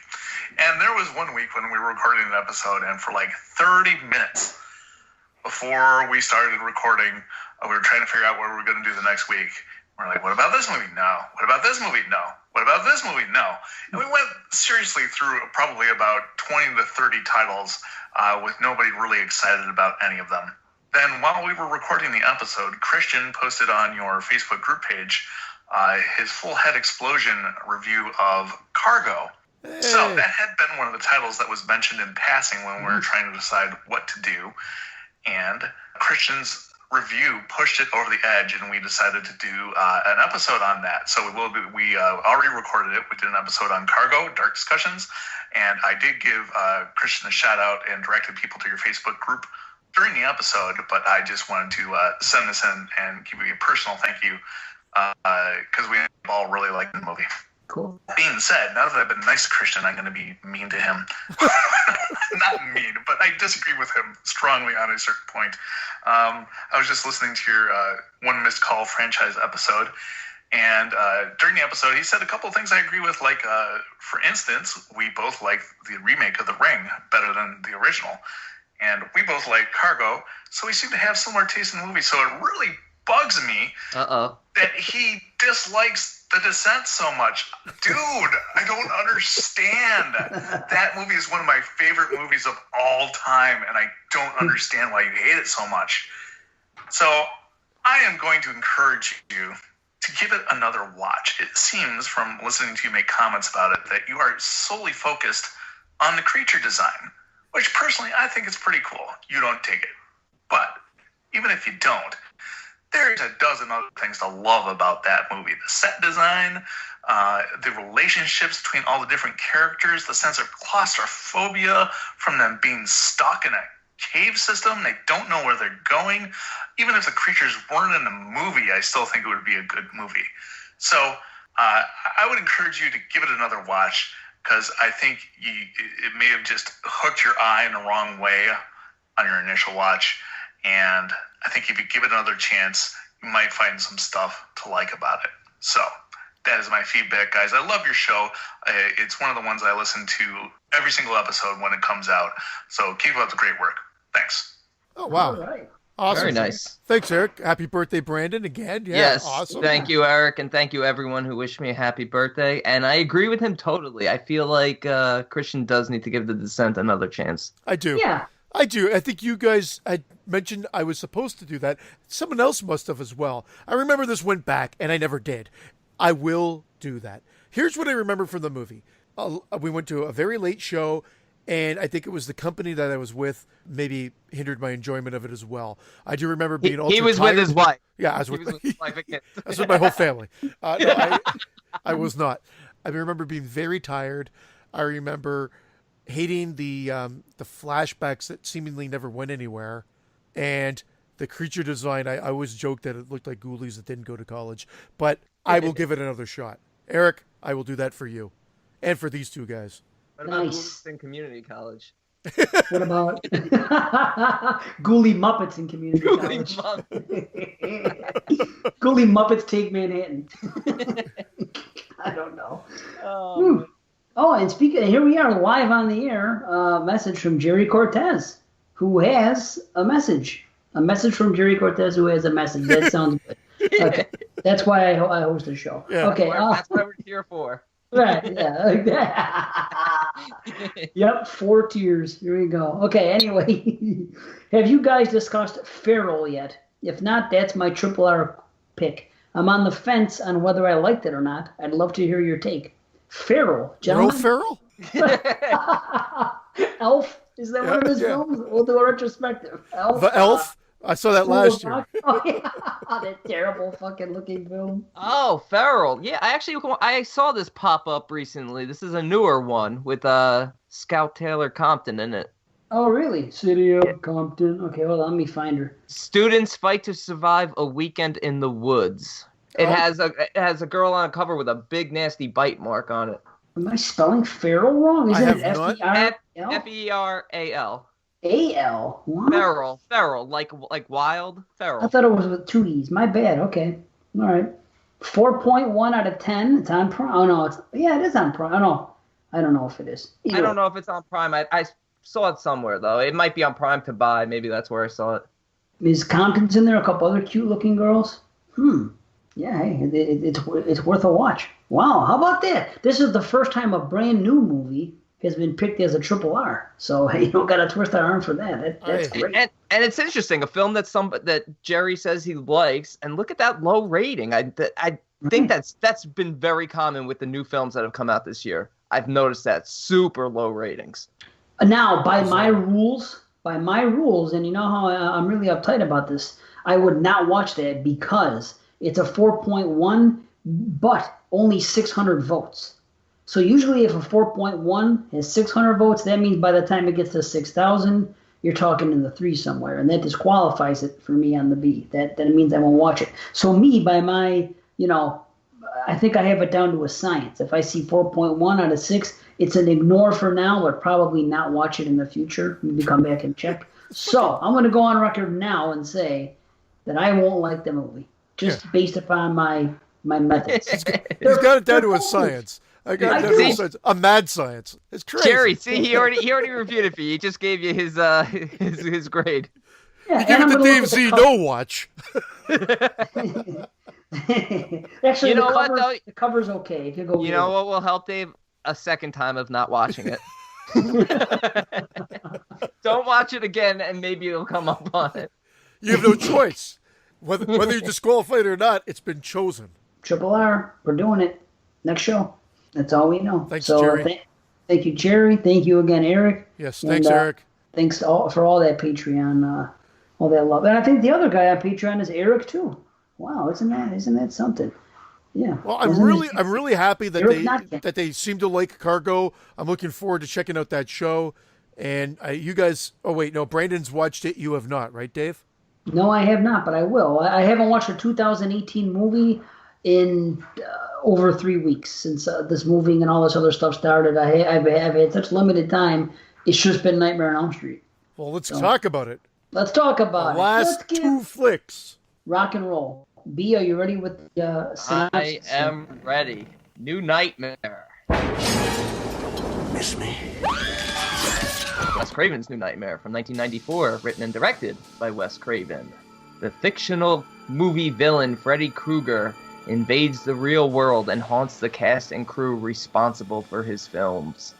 Okay, I want to say something right away, just because if I don't say it, I'll forget. So I have to say, last time I watched this movie was the first time I did a retrospective on this with the Skeleton Crew. It was over 2 years ago. It was like 3 years ago.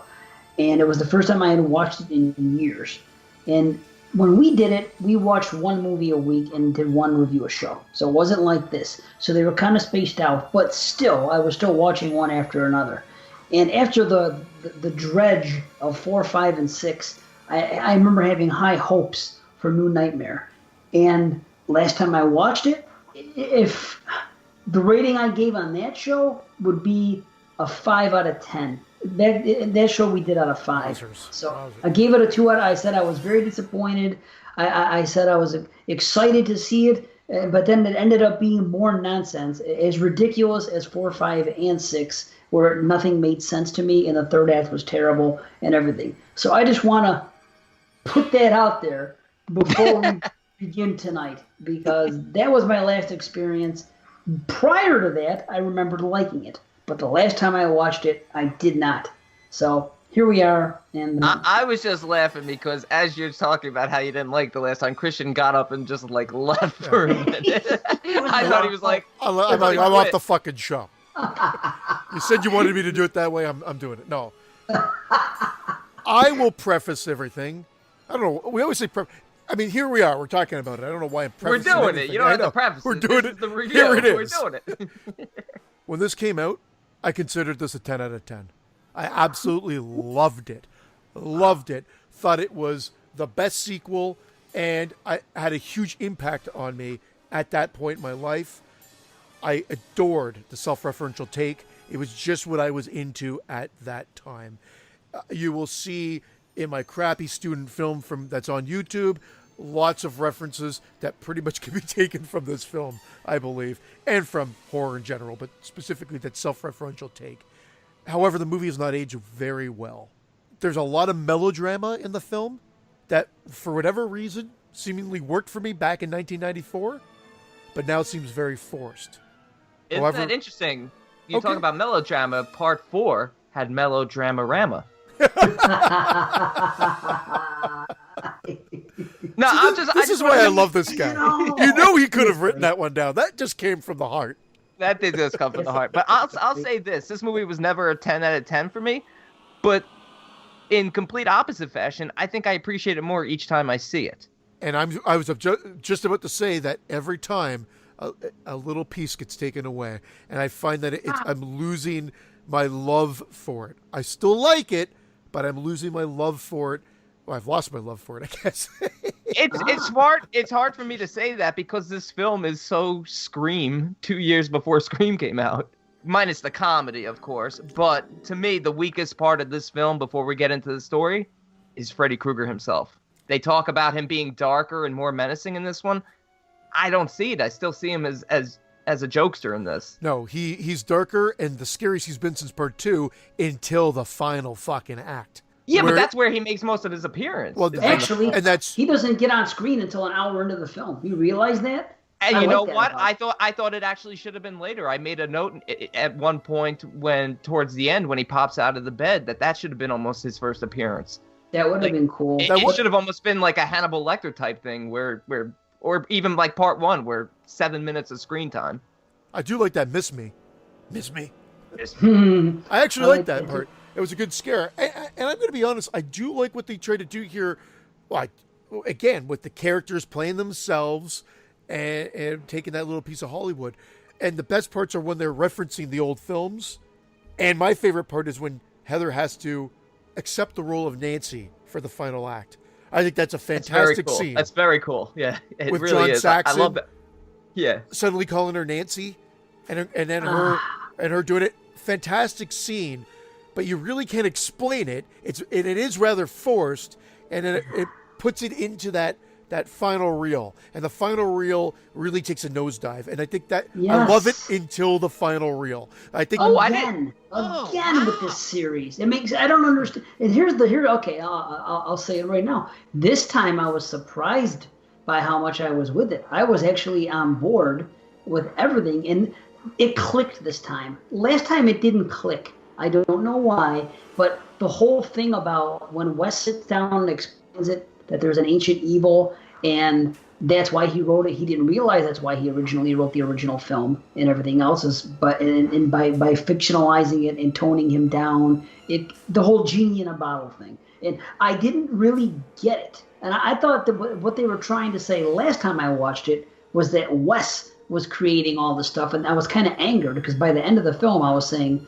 so you're trying to say that Wes has the power to do all this and that's the moral of the story? No, I somehow missed that. This time I fell in hook, line, and sinker on what he was selling about the ancient evil, and him coming out, and now that's why this is happening in the real world. I completely bought all of that, but I wanted a completely different type of resolution at the end where it was just all of a sudden, okay, well, not Rex, what's the kid's name? Her son pulls her into a dream. They just go in there. Dylan. Rex is the dinosaur. Dylan. Okay. So Dylan. their solution was that Dylan's going to go to sleep. He's going to pull his mother into the dream with the breadcrumb of the sleeping pills. And because they go to sleep together and have a dream together, suddenly they're able to easily defeat him. It just seemed anticlimactic for such a great build-up and backstory to it. I just wanted more. They barely even fight him at the end. And all the fight stuff, all the stuff that happens in the final reel seems like leftover cutting room floor shit from part 4, 5, and 6. And You're I'm like, right. you had this movie, you had everything going for it, and then you give us the Freddy with the tongue, the Freddy with the growing face, everything that didn't work in the last couple Freddy. of moves. Oh, Horrible with the slappy tongue and whatever. Yeah. It was, I'm going to eat you up. Like, I mean, the line itself is okay, but it's like all the bad shit from 4, 5, and 6. Yes. Yeah. You know what? I'll say this. I agree with you guys totally that the third act once again does fall apart. I did, however, love that transition between John Saxon and Heather Langenkamp. I thought it was done beautifully. I do too until, let me interrupt, I'm sorry, but I was like, okay, I see what's going on here. But then they took it a step too far, and all of a sudden, John Saxon has a fucking cop car, and he has a fucking... How the fuck would John Saxon have a fucking cop car all of a sudden? They took it a step too far. They jumped the shark with it. That's where you, quote-unquote, accept cool factor for the fact that it makes no fucking sense whatsoever. But I love that, because he assumed the role of cop. They are now in the movie. I get that. He assumed the role of father Exactly. very early on, even at the funeral scene. You know, very, very early on. And I love the footage of the actual earthquake stuff. I like that they really played on that throughout. I thought the kid's performance was great.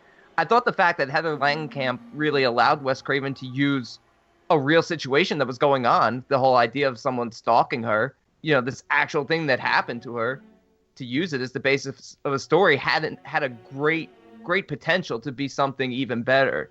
But, you know, at the end, they had to go into traditional Freddy lore, and it falls flat. But you guys didn't think it was too much with John Saxon? I thought it was great when he's like, why are you calling me John? And how come you're calling me, why are you calling me Nancy? Why are you calling me? I got that because I understood what was going on with art imitating life or whatever, the evil happening in them. And I accept the supernatural force that was going on here. But when all of a sudden he leaves and somehow he has flashing fucking blue and red light things on the top of his car, I'm like, now you've done it. Now you pushed it too far. That's full meta. That's the full transition in. They've gone into the movie.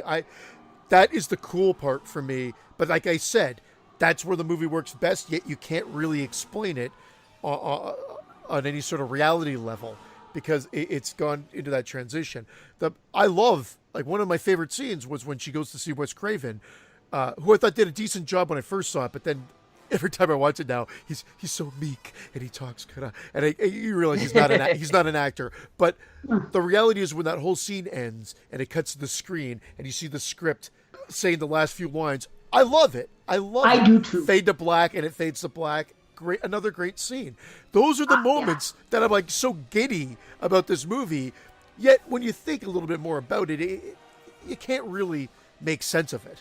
See, this time I did make sense of it, and I completely appreciated it. Last time I watched it, I thought the point they were trying to make is that Wes was powerful enough to sit down and type this stuff and control the world. And I go, well, that's kind of fucking stupid. But this time I understood he wasn't the one doing it. The ancient evil was controlling him to therefore, you know, one thing affected the other and so on and so forth. So I completely missed the boat on it last time I watched it, and this time I was right on the boat, so I was cool. Looking at it that way, it makes complete sense, but also just looking at it simply from a story of how a film can define a person's life, you know, especially a director, an actor, a writer, you know, especially these people who are synonymous with this film. So I thought it was a really cool premise and really, really well done until Freddy shows up. Every time Freddy shows up, it just feels underwhelming and been there, done that. Well, it is a been there, done that, but purposefully. Like, I loved the recreation of the Tina kill from part 1 with the babysitter. I didn't think it was that effective. I didn't find that, you know, her reaching out and Dylan reaching up. I thought Dylan did a great job, but that's where you could see where it was like fake. They even talked about in the documentary where he's basically just reaching up to a mark, and it looks like he's reaching up to a mark. You know, it's like you can tell. It just doesn't look real. I do like the homages, you know. They were great. To all the films. I like the homage to Pet Sematary with him crossing the road and the truck almost hitting him. Yes, totally. That was really cool. But I like the story. I like the story with the father, with the father dying and him trying to get to God to be with his father. Well, God that whole scene is one of my favorite scenes in the movie as well. It's a great scene. Very melodramatic, but it's a fantastic scene. The music build there with the intercutting of the dialogue of Heather talking with John Saxon on the park bench as he's climbing up. The build there is phenomenal, and then the full orchestra and choir kicking in at the end is very Omen-esque almost with that. Yeah, and it gives me shivers. Great scene, and I've mentioned this when Vince and I revisited this. And did you guys notice it when they're talking? There's a little guy going on a bicycle, and you hear a ding ding, and it looks like it's a kid on it with a Freddy sweater. It's not officially. It's not red, green, red. It's like mini stripes.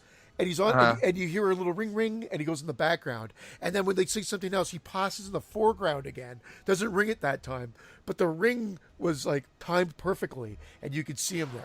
And I've always mentioned Vince never saw it, didn't even notice it. We're watching it right in front of us while we're talking, and he didn't even notice it.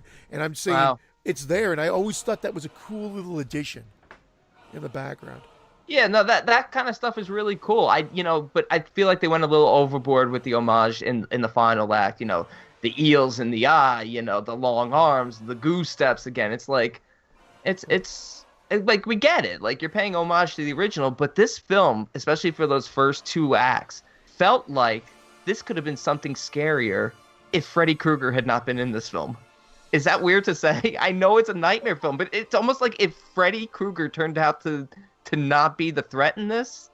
Yeah. And I'm talking crazy right now. It is New Nightmare. No, because a lot of people don't consider this a Freddy film. Because really, Robert Englund comes out as Freddy with that talk show, which is brilliant.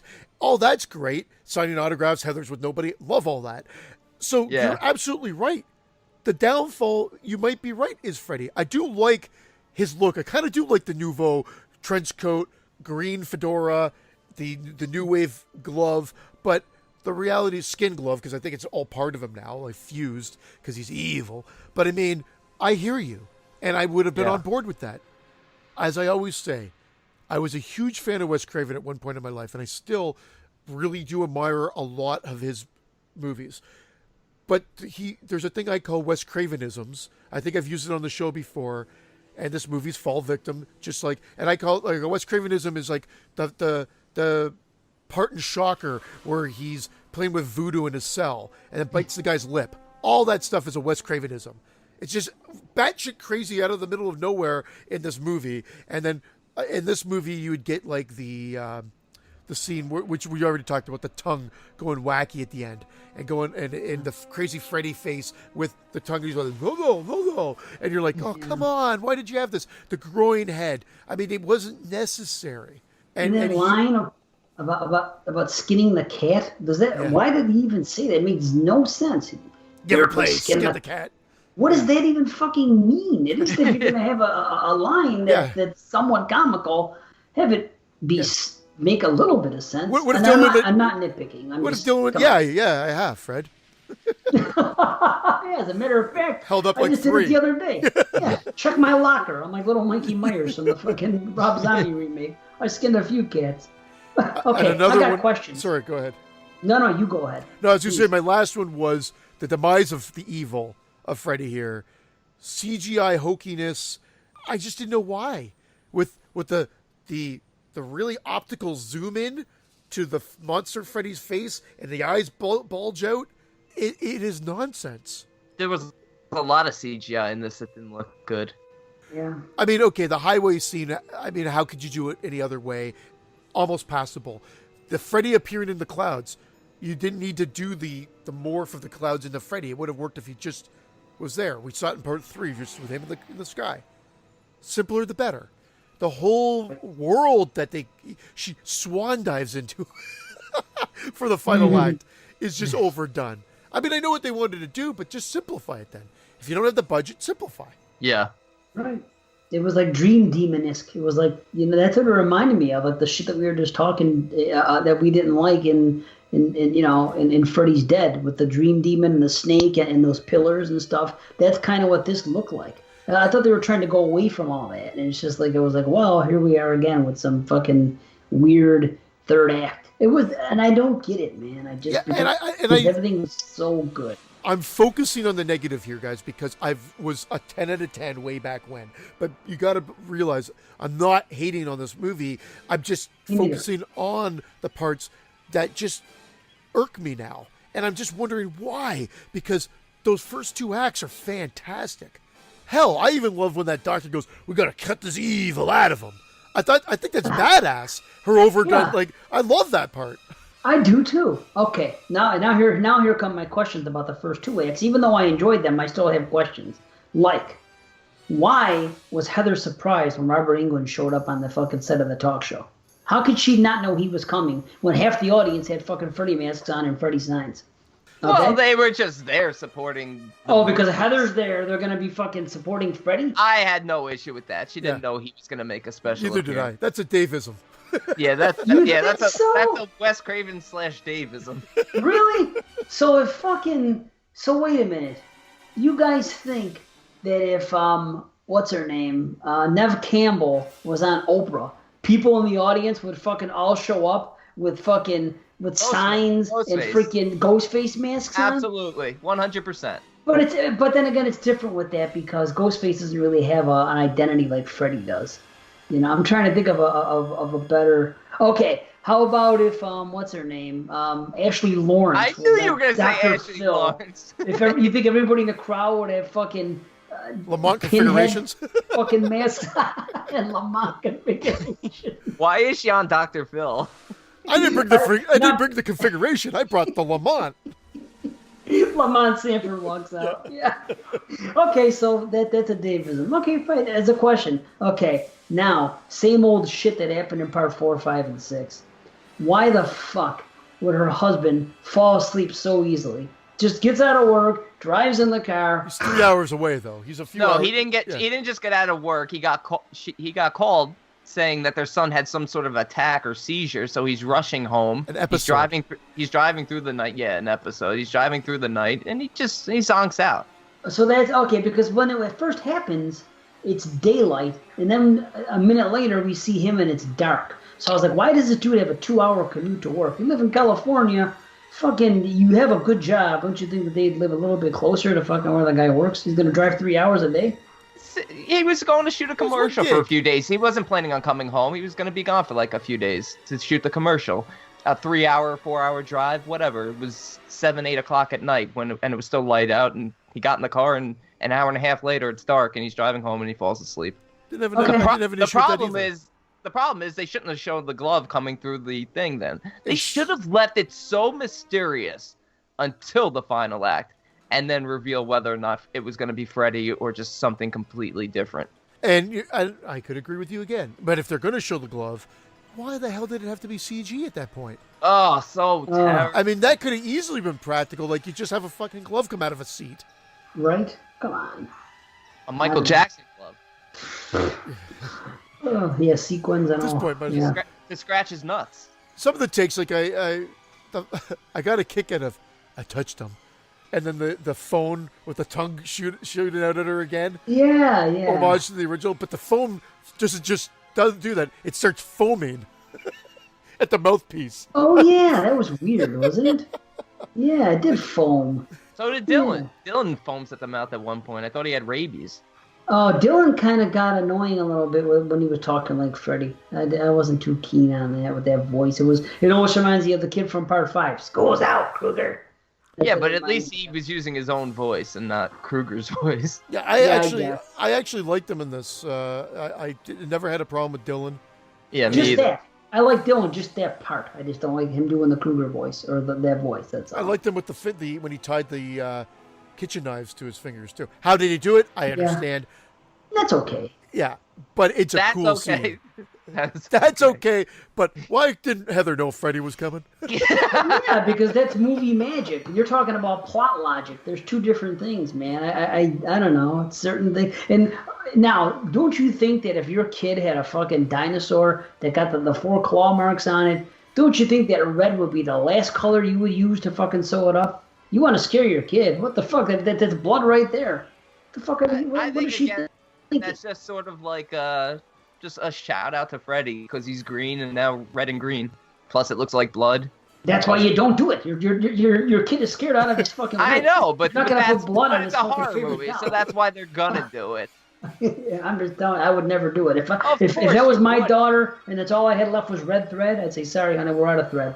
I just wouldn't do it. The minute I spoke to Robert Englund and I said, how far along is Wes in the script? And he says, right to the point where Dylan's trying to reach God, and that just happened in real life a day ago, and there's no way they could know, I'd be like, all right, what the fuck is going on? Yeah. So the color of thread I use to sew Rex would be my last concern. Okay, one last question. When Dylan runs away, Miko Hughes, that's his name. When he runs away and suddenly he crosses the freeway and is on the other side, he's home. Why the fuck do they get there? How come Heather gets there a few minutes later and the door's wide open and John Saxon's in her house?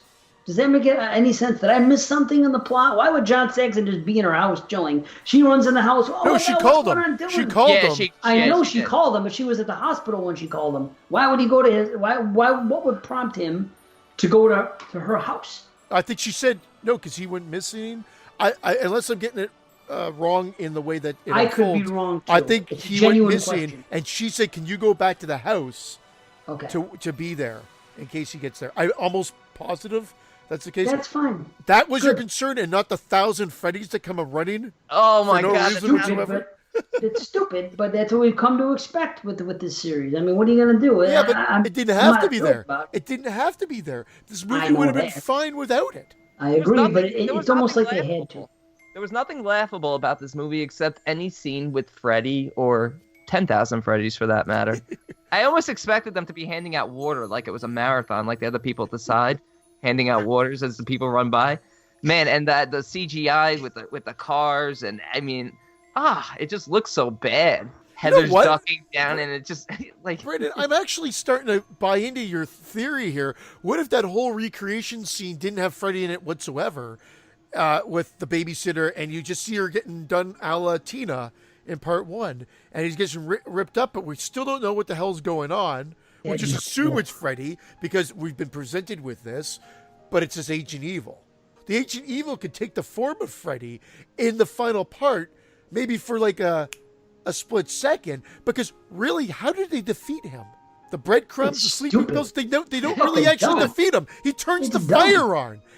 They scare him back into there. He withers back because his tongue got split by Dylan, and they crank the fire on. Well, if he's a demon from hell, what the fuck does fire gonna do? Thank you. he's an ice demon.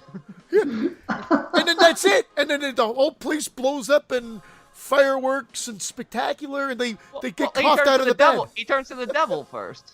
Yeah, He in that does, The he horrible does. CGI. the most cliche looking devil possible. That's the ancient evil, is the most cliche devil that you would see on some cartoon with the Well, little points, with the that's little why it's- horns. You know Tail what, of the Brandon? Cupid. Cupid. Do you have a fucking tail like that? He did look like Cupid. You're right though.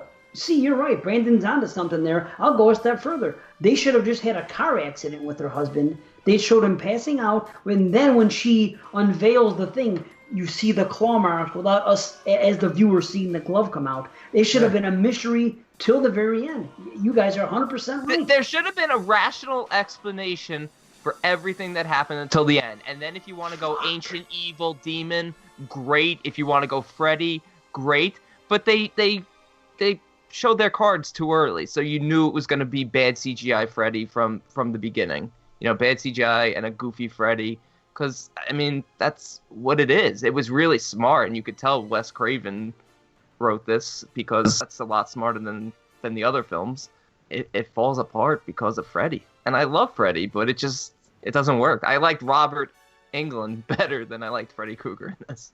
Way better. And an ancient evil Yeah. could have manifested itself to look like anything at all. We never knew Yeah. it had to have Freddy. Yeah, even So- mentioning ancient evil, that opens you up for anything, and it could be so much more terrifying by being either made something completely different or maybe not even being explained at all, but to just turn it into the same comical Freddy just doesn't have the impact in the end. And that's where the movie falls flat. Yeah, I agree. I don't think he was the exact same comical, but I think they could have avoided some of the trappings that happen in that third act because they had pretty much avoided him up until that point. They could have kept the phone in. Everything could have existed because that's not Freddy. That's all the homages to the other movies. So I Touched Them and all that shit could have still been there. It just, they didn't have to physically show Freddy. Yeah. It's not that he's overly comical. It's just that, you know, when you read that here's going to be a much darker version of Freddy, it didn't feel that way.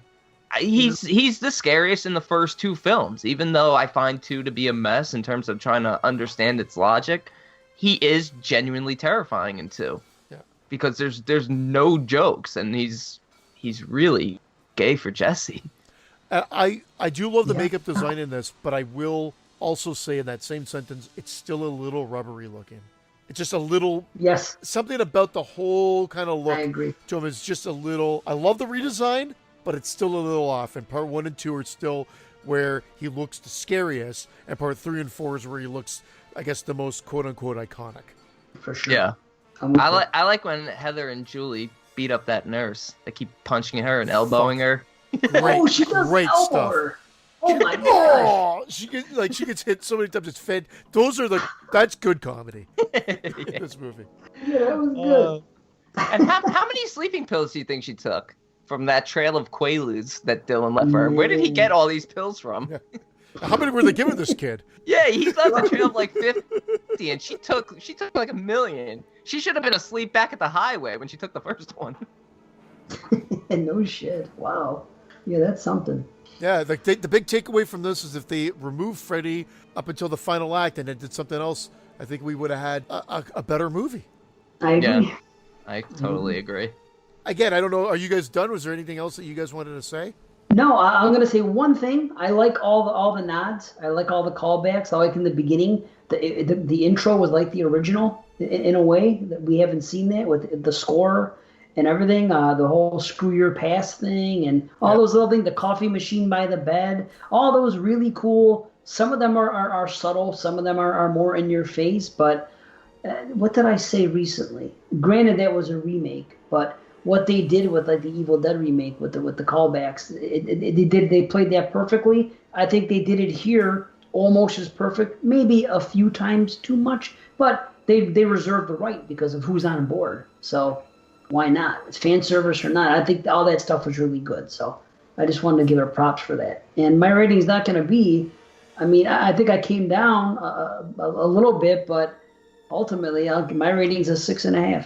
And I was at that 10 and a 10, and then we reviewed it again last year at TJF, and I came down to an 8 out of 10. And I've actually come down a little bit more, and it's actually a 7 out of 10. Still a good movie. I still really like a lot of what's presented here. It just could have been better. It could have been amazing, because the whole idea that they go with the stalker storyline, they could have just played it off of that and have the idea that these crazy things that are happening are mirroring stuff from the movie, but it just turns out to be some crazy stalker this whole time, and kept it real simple. Yeah. And it could have just been how the effect of making all these movies has just made them paranoid into believing that Freddy could actually exist when it's just some regular human being tormenting all of them. So they missed the opportunity in my book, but I still enjoyed it. It's a solid 7 out of 10. We're all around the same. A 6.5 and 2 7s. We're right there. Yeah. So I've come up. I mean, like I said, last time I gave it a 2.5 out of 5, and I was more down on it. But this time, I enjoyed it a little more. It's too bad. Like for me, if the third act would have been good, it could have been like a 8 out of 10 area. You know what I mean? But it just kind of plummeted. I don't know. Whatever. You know. The potential was there. The potential was there for something amazing. It was an improvement over the. You know what the scariest Freddy was in this film? The oatmeal Freddy. Don't play with your food. Yeah. It's not arts and crafts. It's breakfast time. Nice. Oatmeal nice. Freddy was actually pretty cool. But if the whole idea with like again, if everything because you're thinking that this evil is getting to Dylan, what if it was just a simple explanation of him seeing these movies? What if that was the explanation and everything had a rational explanation that could have been explained away at the end? And if you wanted to go supernatural, go with that ancient evil and have it be nothing like Freddy, or just manifest itself into Freddy for a little bit and then become something much worse and much more menacing. Yeah, you're right. You're So- right. 'Cause there's so many places they could have gone with it. Yeah, and I get it. It's Nightmare on Elm Street Part 7. They're gonna go Freddy Krueger, but it didn't feel like they did anything really dramatically different in the final act with him. So You know what they should have done? When Dylan was eating his food and he made the oatmeal Freddy face, and she said that to him, she should have gone into the cupboard and brought out a box of Fu Man shoes. The cereal from part 2 with the Fu Yeah. Man fingers. That would have been a great callback. yeah, and then You know? she cuts his head off with Fu Man fingers. Fuck you, Dylan. And why was she such a bitch to the nurse in the hospital when she says, "He sleepwalks, you idiot"? How the fuck is she supposed to know that? You know?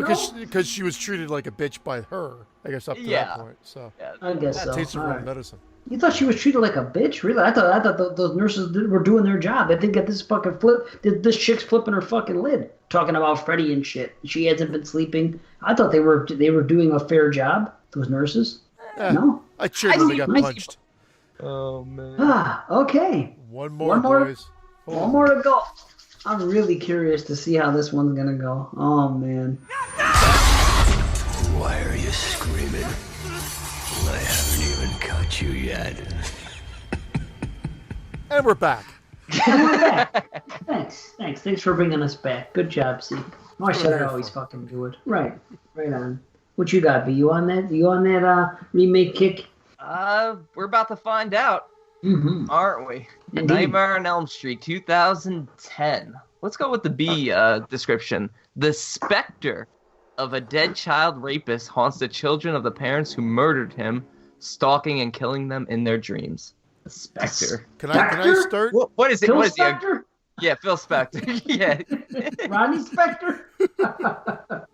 Any more Is- specters inspe- before I it- can say something? Inspect her gadget. Wow. There was one more. Wait, can I just start off real quick? Because I know what you're about to do, and I want to hear it. But I'll say this that sounded so like dickish, but I really meant that honestly. This is the second time watch for me. The first time I saw this was back in 2010 when it came out in the theaters, and I told you guys that I almost fell asleep, or practically did fall asleep from the very beginning. I thought it was an absolute bore and thought it was one of the worst remakes I've ever seen. Whether or not my opinions changed after the second viewing, I'll let Christian talk first, and then we'll get back to that. Yeah, perfect. All I'm going to say is And I'll that talk I've second. mentioned this before. I tried watching this and I fell asleep 1, 2, 3, possibly 4 times before getting into the movie. Then I've supposedly finished it. What I realized when I rewatched it is I never fucking finished it. Or if I did, I woke up for the final credits and said, "Oh, okay, that wasn't that great." And I don't remember the last half hour of this movie. So when I watched it again, I'm like, wow, it was almost like a first time watch. That's my introduction. Interesting. Ooh, wow. Okay. Wow. He Well, ne- I've said he many never- times He never it doesn't finished. suck. What a surprise. You never. I've said it many times. I've said this remake doesn't suck, and it takes too much flack, and it's not as bad as people say. And I'm gonna defend it once again. I'm not gonna sit here and call it a 10 out of 10. Whatever. It's gonna be interesting. I'm more concerned with what you guys think than anything. You know. This movie isn't as bad as everyone says. Thank you. Simple as that. I'll just come out and say it. I like the film. You know what? I really enjoyed it. I'm glad to Thank hear you. it too. Fucking thank you. I Oh, I'm don't- so happy. I so watched it and I was like, there's actually a lot of good things going on here. There's some Yes. really bad things going on, but this is a pretty solid film. The fine. worst thing is the first act. The first act needs like an adrenaline shot. Yeah. That's the problem. For whatever reason, it's very lethargic at the beginning. And you're like, what? And the characters that they introduce is kind of a muddled, I don't want to say a mess, but it's a bit muddled at the beginning. You're like, why did they introduce it this way? Yeah. And as it plays out, it gets better. It does. So as the But movie that's unfolds, also- it gets better. That's also one of the issues I have with the way they introduce the characters. It really didn't allow for a lot of development with them as a group because they were never one group. They were always sort of like 2 or 3 little groups that somehow knew each other just from school and obviously from past trauma.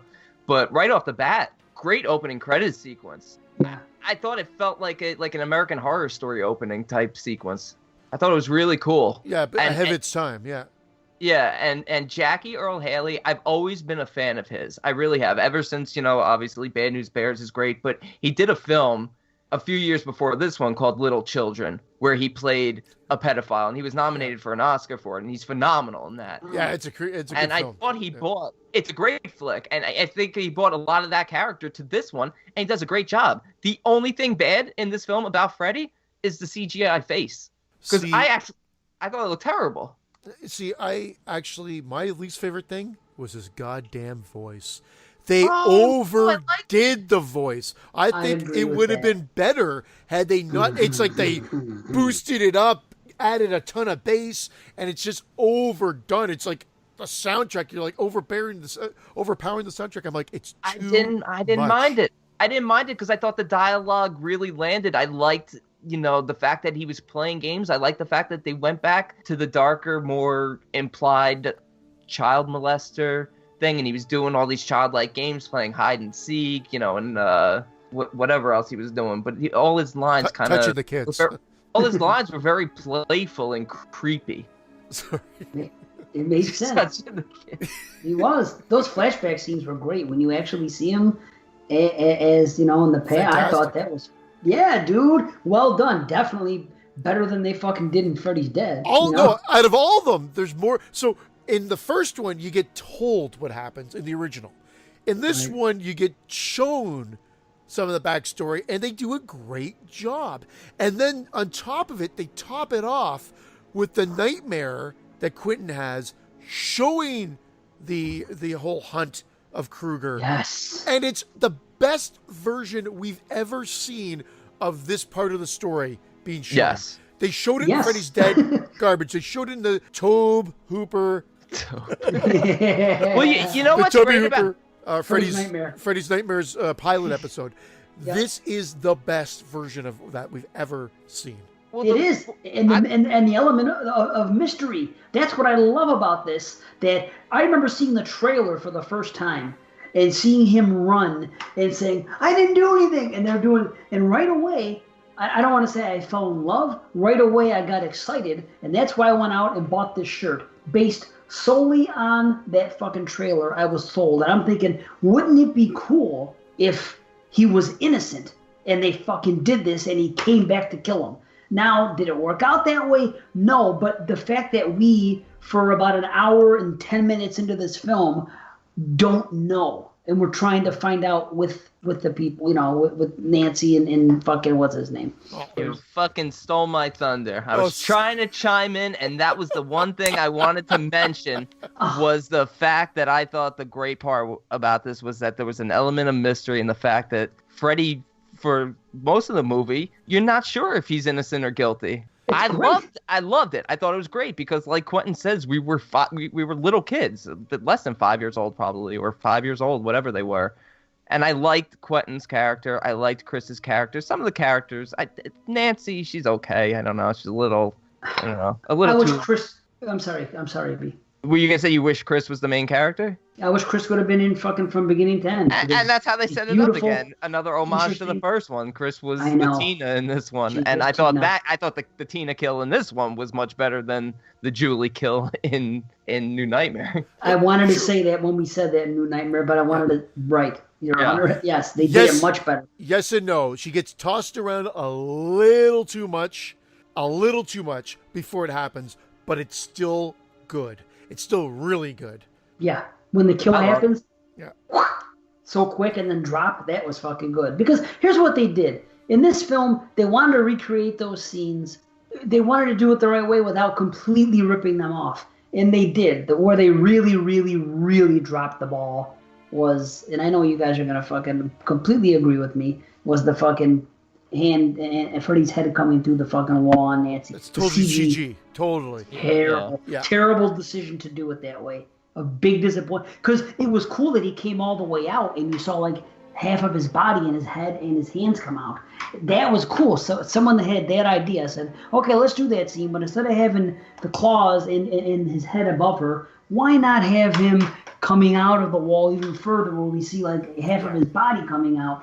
But why fucking CGI? Do it and why- practical. They know it was done practical, and it didn't seem like it was that complicated an effect from Those were watching the- the documentary. So just recreate it with. It's with 2010. practical effects.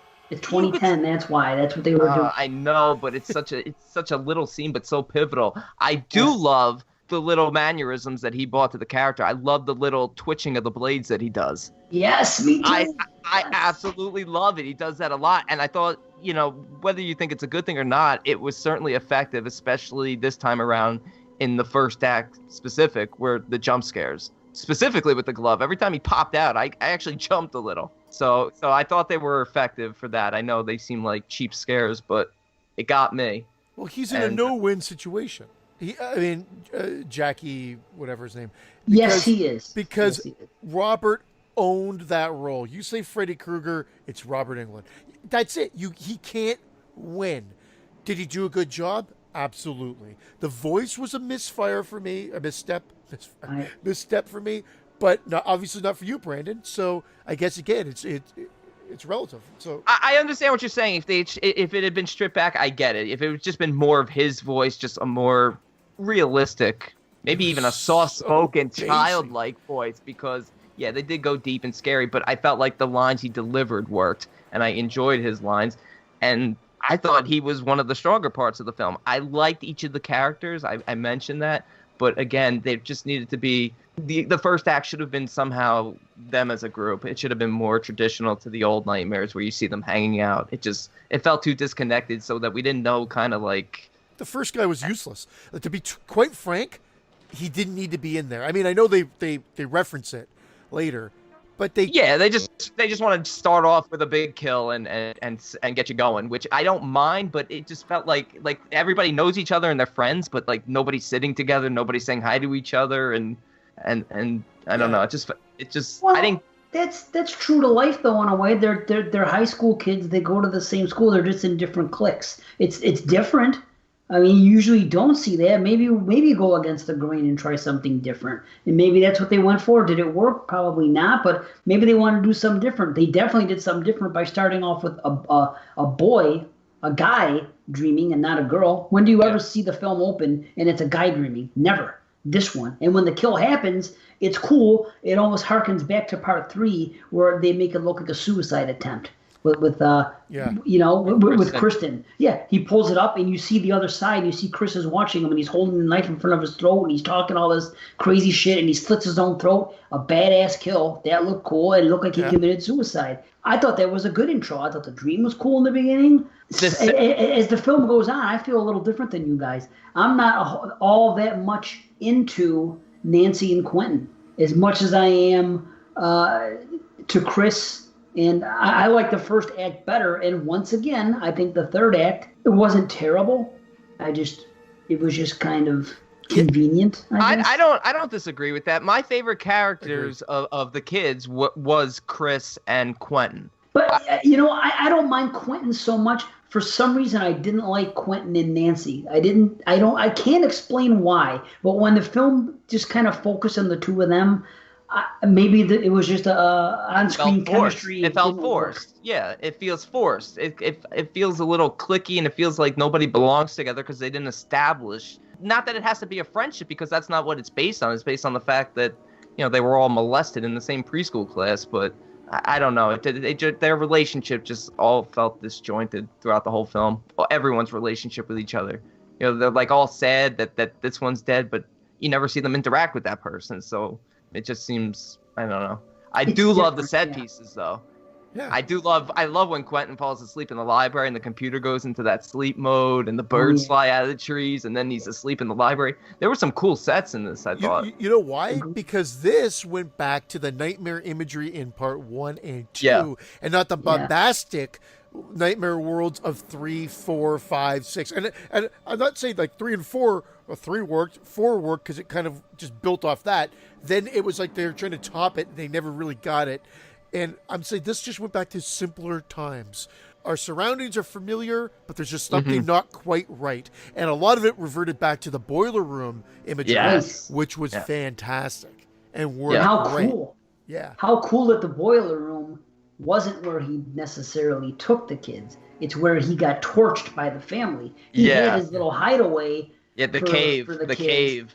Yeah, the cave, as they called it. But I mean, the boiler room. The signification of that is that that's where fucking the wrong was done to him in his life. You know, where he was killed. So kind of a different play. But yeah, use the boiler room, and they did. But they put their own little spin on it. But you know, and again, everything isn't perfect by any means. But they did some good things. Jackie Earle Haley. I like the way he looks. I like the things he does. But like you said with the voice, and I noticed it more the more I watch it. I've seen this film about half a dozen times now. And every time I watch it, it seems the more I watch it, the less I like the delivery of some of the lines. And a couple, I was just petting him.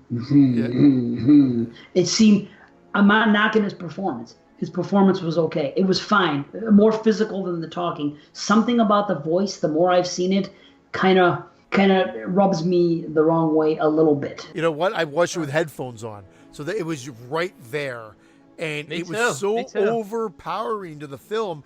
I think that was their goal, but it was my favorite term of the night, a misstep. But this movie is not a misfire, or a misfire. And go fuck yourself. Do us and the listeners all a favor tonight. You want to record it?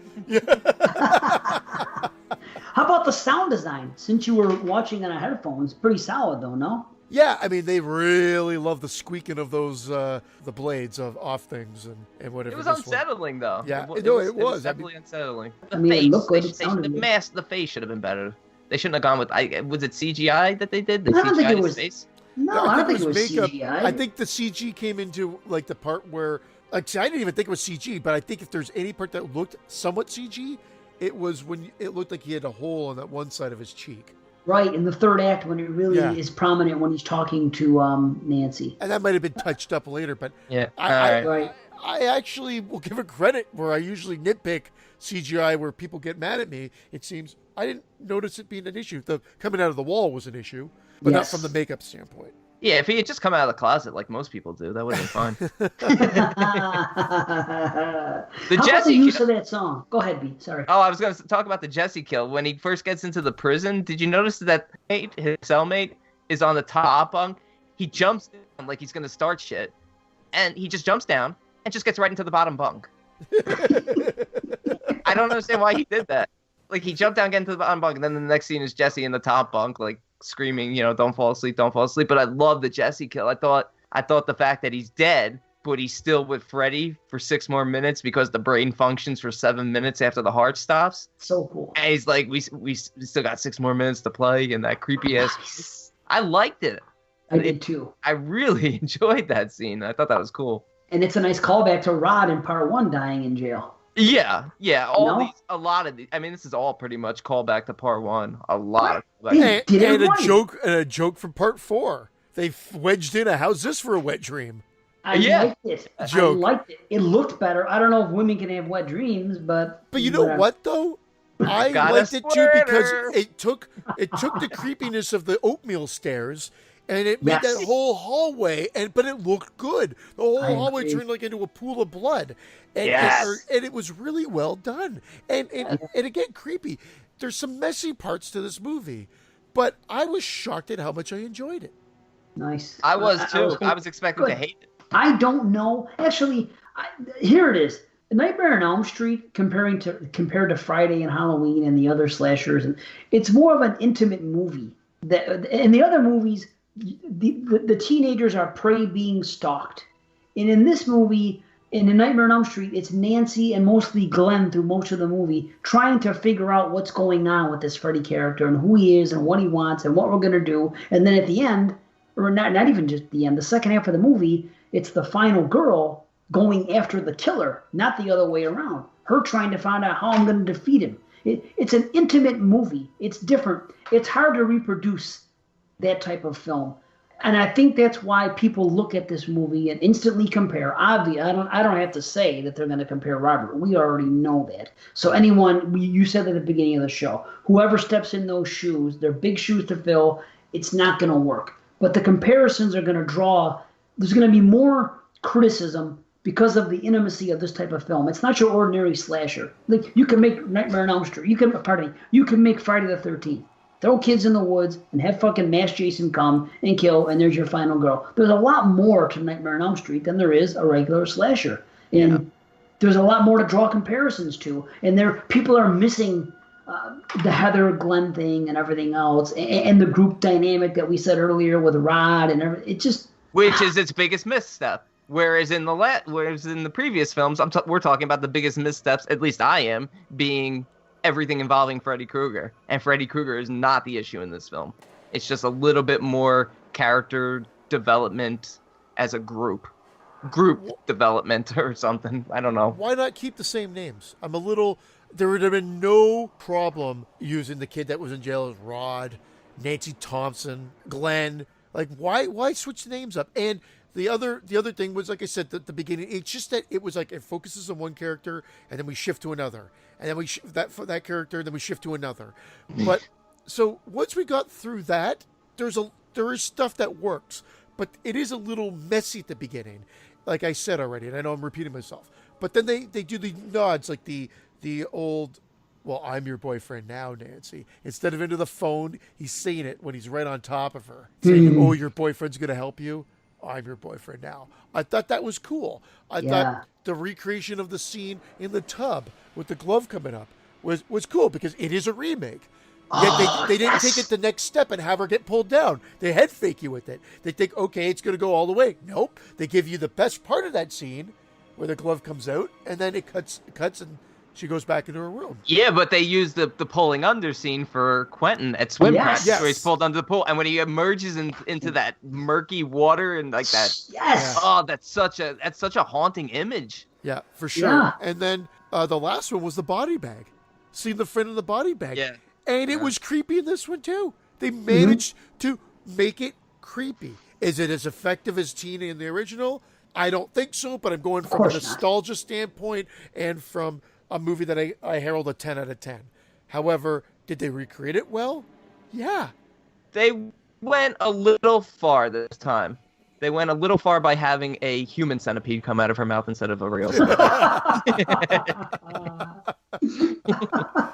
Full sequence. Full sequence came out.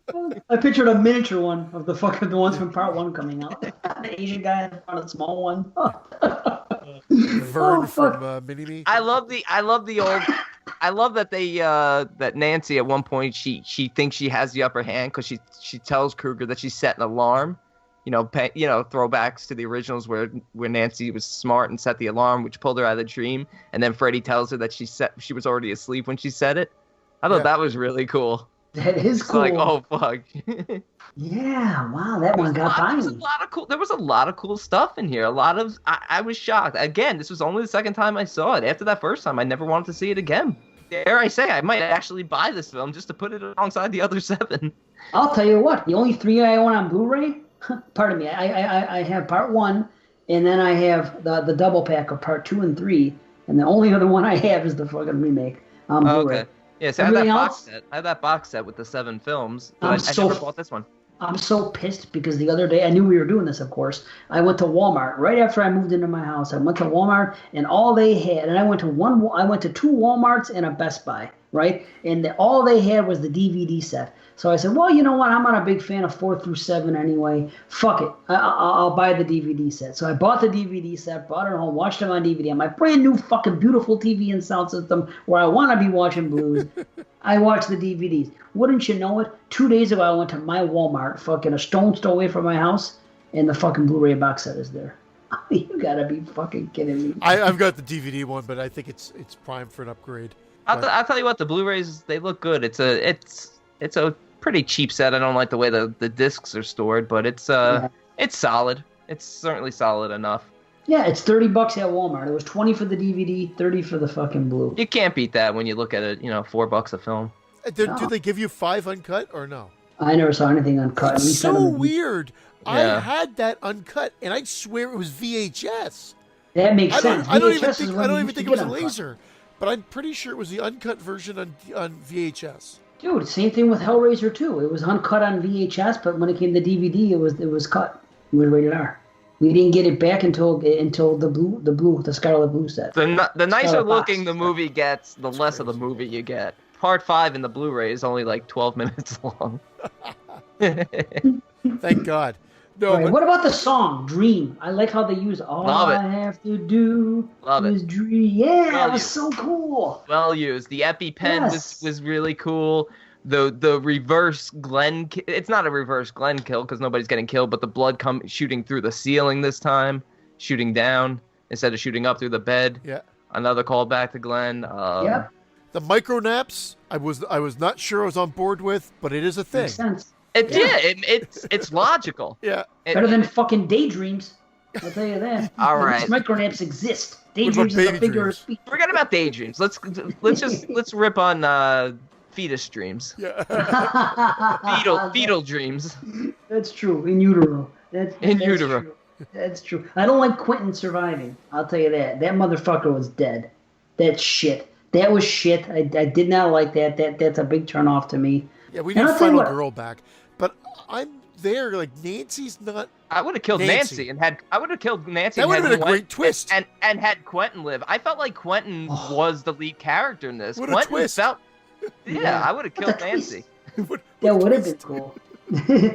I just wanted to see more of Katie Cassidy. I just, man. Yeah, she's stunning. She really is. Woo, man. Yeah. I wish she would have been Nancy, but I understand why she wasn't. But I don't know. I was just She was solid though for the 30 minutes she was in it. Yeah, she was. I like that. And here's what I have to say: if you killed Freddy Krueger, you brought him from the dream world to the real world, right? The motherfucker is dead. You just killed him. Why would you just leave him there? Wouldn't you fucking take that thing and make money off of it when it was all said and done?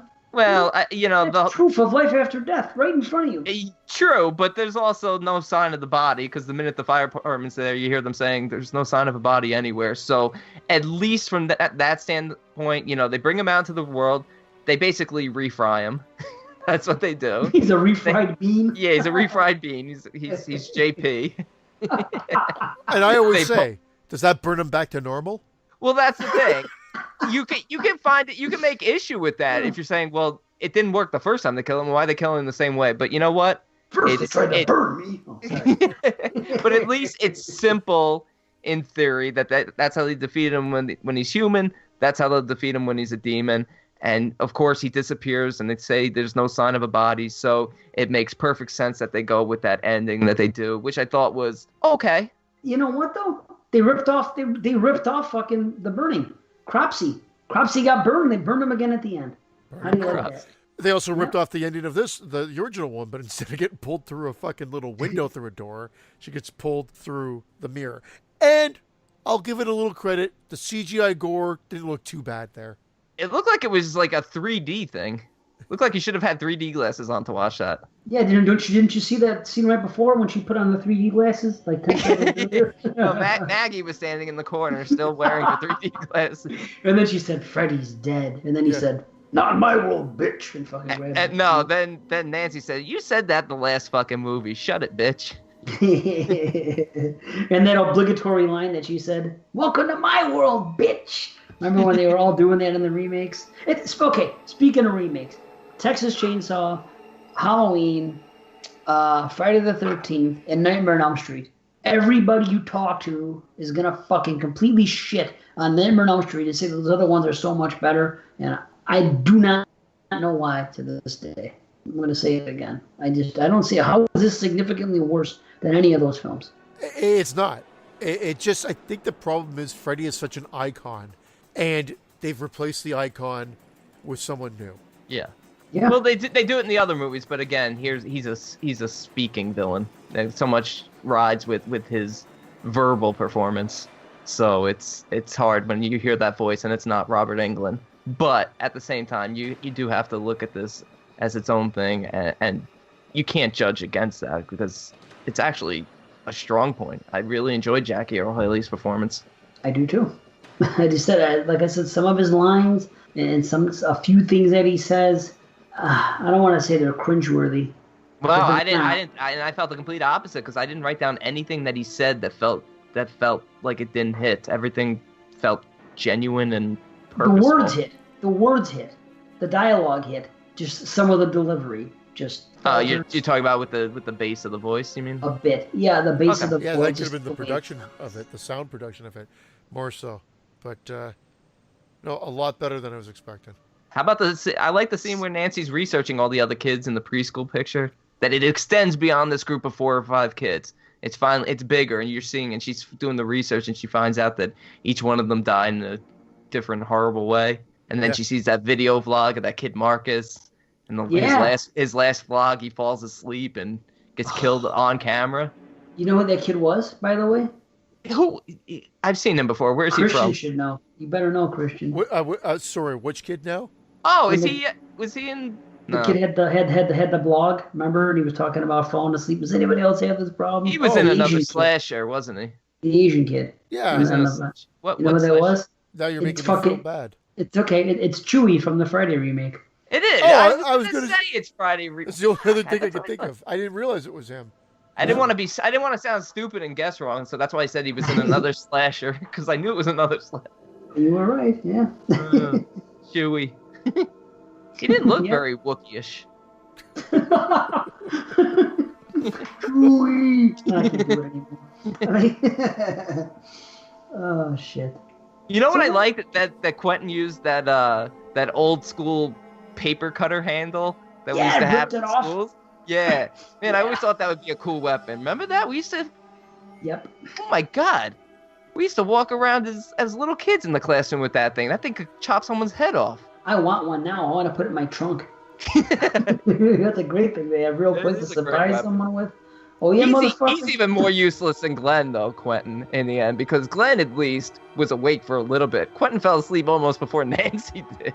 Well, Quentin was a fucking mess. He was doped up, fucking adrenaline, up, down, Adderall, fucking, he was chunked the That's fuck why I out. liked him more as, like, the final girl for this one, because he felt like he was more affected by all this than everyone, even though they made Nancy out to be Freddy's favorite. It should have been pictures of Quentin. Can you imagine? They could have just as easily. He's a creepy child molester. It doesn't matter if They he's might as molesting well boys. have. That would have been a good play on it at this point. They changed the fucking names, so why not just play around with it at that point? Imagine that. What if Nancy died at the end? Because you just assumed she would have lived. So what if they killed her off? That would have been fantastic. I agree. But she was the good girl. She didn't take any drugs. She didn't take... Like I said, Quentin was a fucking junkie through most of the movie. And she kept refusing. So it's your standard freaking final girl shit. Yeah, but it was the drugs that saved her in the end because he stuck her with that extra EpiPen he had right in the chest cavity, Pulp Fiction style. Yay, drugs. Yay, drugs. Drugs saved the day. Yes. This is the pro-drug movie. Pro-drug Freddy. Blah, blah, blah. Can't talk anymore. I'm nightmared out. I'm starting to fall into my own nightmare. Nice. Well, I'm happy. I'm happy that this turned. I was hoping that, because I said it, watch this fucking thing with an open mind, and hopefully you won't fall into that hate wagon mentality that has happened for this film. So good. I was wrong. I mean, the first time I saw it, I hated it. Then this was the second view, and I really enjoyed it. Better than most of the sequels. Absolutely. In fact, I don't. Are we done? I know we're gonna give ratings because I'll just go right in and say that I can't quite go up to a 7, but 6.75 for me. I really enjoyed it. Nice. I had very few issues with it. It was actually quite entertaining. And I keep forgetting about our quarter ratings, and I came in at 6.5. Same thing. Yeah. Okay. Yeah. Perfect. And I'm a 6.5 as well. So I'm so happy. Nice. That's fucking great. That's so great to hear. Now people can listen to this and they can't think we're all nuts. I've been saying it for fucking years. Me and Jamie. I gotta give Jamie props. Jamie Salmons. For years, she's been the fucking, she spearheaded this fucking thing about Friday. Not being a good. Can't talk about salmons and spearheading. What are you fishing for here? I always, what? I love Jamie's taste in movies. That's a little fishy. He heard. He was just waiting to use that line. He wanted me to repeat it, the prick. Oh, good call, you two, because there is nothing but hate for this one. In fact, I was asking a couple of friends before we came on what they thought of it, just to hear, and everyone was saying it's an abomination. Yeah. And I even said to them, like, this was only my second time seeing it, but wow, did I change my my tune on this film? Pleasantly surprised. I tell you what, I like it better than the Halloween remake. I do too. I do too. I give it higher than the Halloween remake. I'm about equal with the Friday remake, and I think I like it better than the Texas Chainsaw remake. So definitely like it better than Texas Chainsaw remake. I think Friday remake I give a tiny bit higher than this. It's the closest one. It's the closest one. Like if I'm gonna rank them, it would be Friday, and then Nightmare, then Texas Chainsaw, then Halloween. I guess. I don't know. We'll see what happens when we watch Halloween again, maybe this October. But I've seen it enough to know. But that's a whole other franchise, and that's some time away. And another franchise done. Boom! Great, huh? Great stuff. Next show will not be a franchise show. I'll tell you that right now. It's or a franchise show. Or will it? Maybe it is. See, Eric said the same thing about dark discussions. They don't know. I'll tell you what, sometimes we don't know either. You know, that's just how I'm feeling at the moment personally. Well, let's take it easy next show. Well, who knows? We should do that. Was it Jim Kay who was watching those 1313 films? Oh, fuck. I love Jim Kay, but why the He tortures himself. He was really. He's a masochist. I almost stopped approving his posts. I wanted to be like, I'm going to stop approving your posts if you keep watching these fucking films every 2 days. Like, 1313, Twinks Take Manhattan or something. Brandon was jealous. That's the problem. Brandon was jealous he was watching all those movies. Without me. You can sit in Jim's lap for the next round. Anyway, I'm happy we did this. Me too. New respect for the remake. Now that I've watched it all the way through. You've actually seen it? I can't believe it. I watched the last 30 minutes. I'm like, I don't remember any of this fucking movie at all. Fun series. Definitely fun. Probably more fun talking about it than watching half of them. But, Yeah, there's still a special place for these films, even the bad ones, just because it's Freddy. And such a big part of my childhood. Yes. Feels like my first boogeyman, even more so than Jason. So there you go. He wasn't official to me till he had a name. Remember? Anyway, good night, everybody. There you go. Roll credits. That's fine.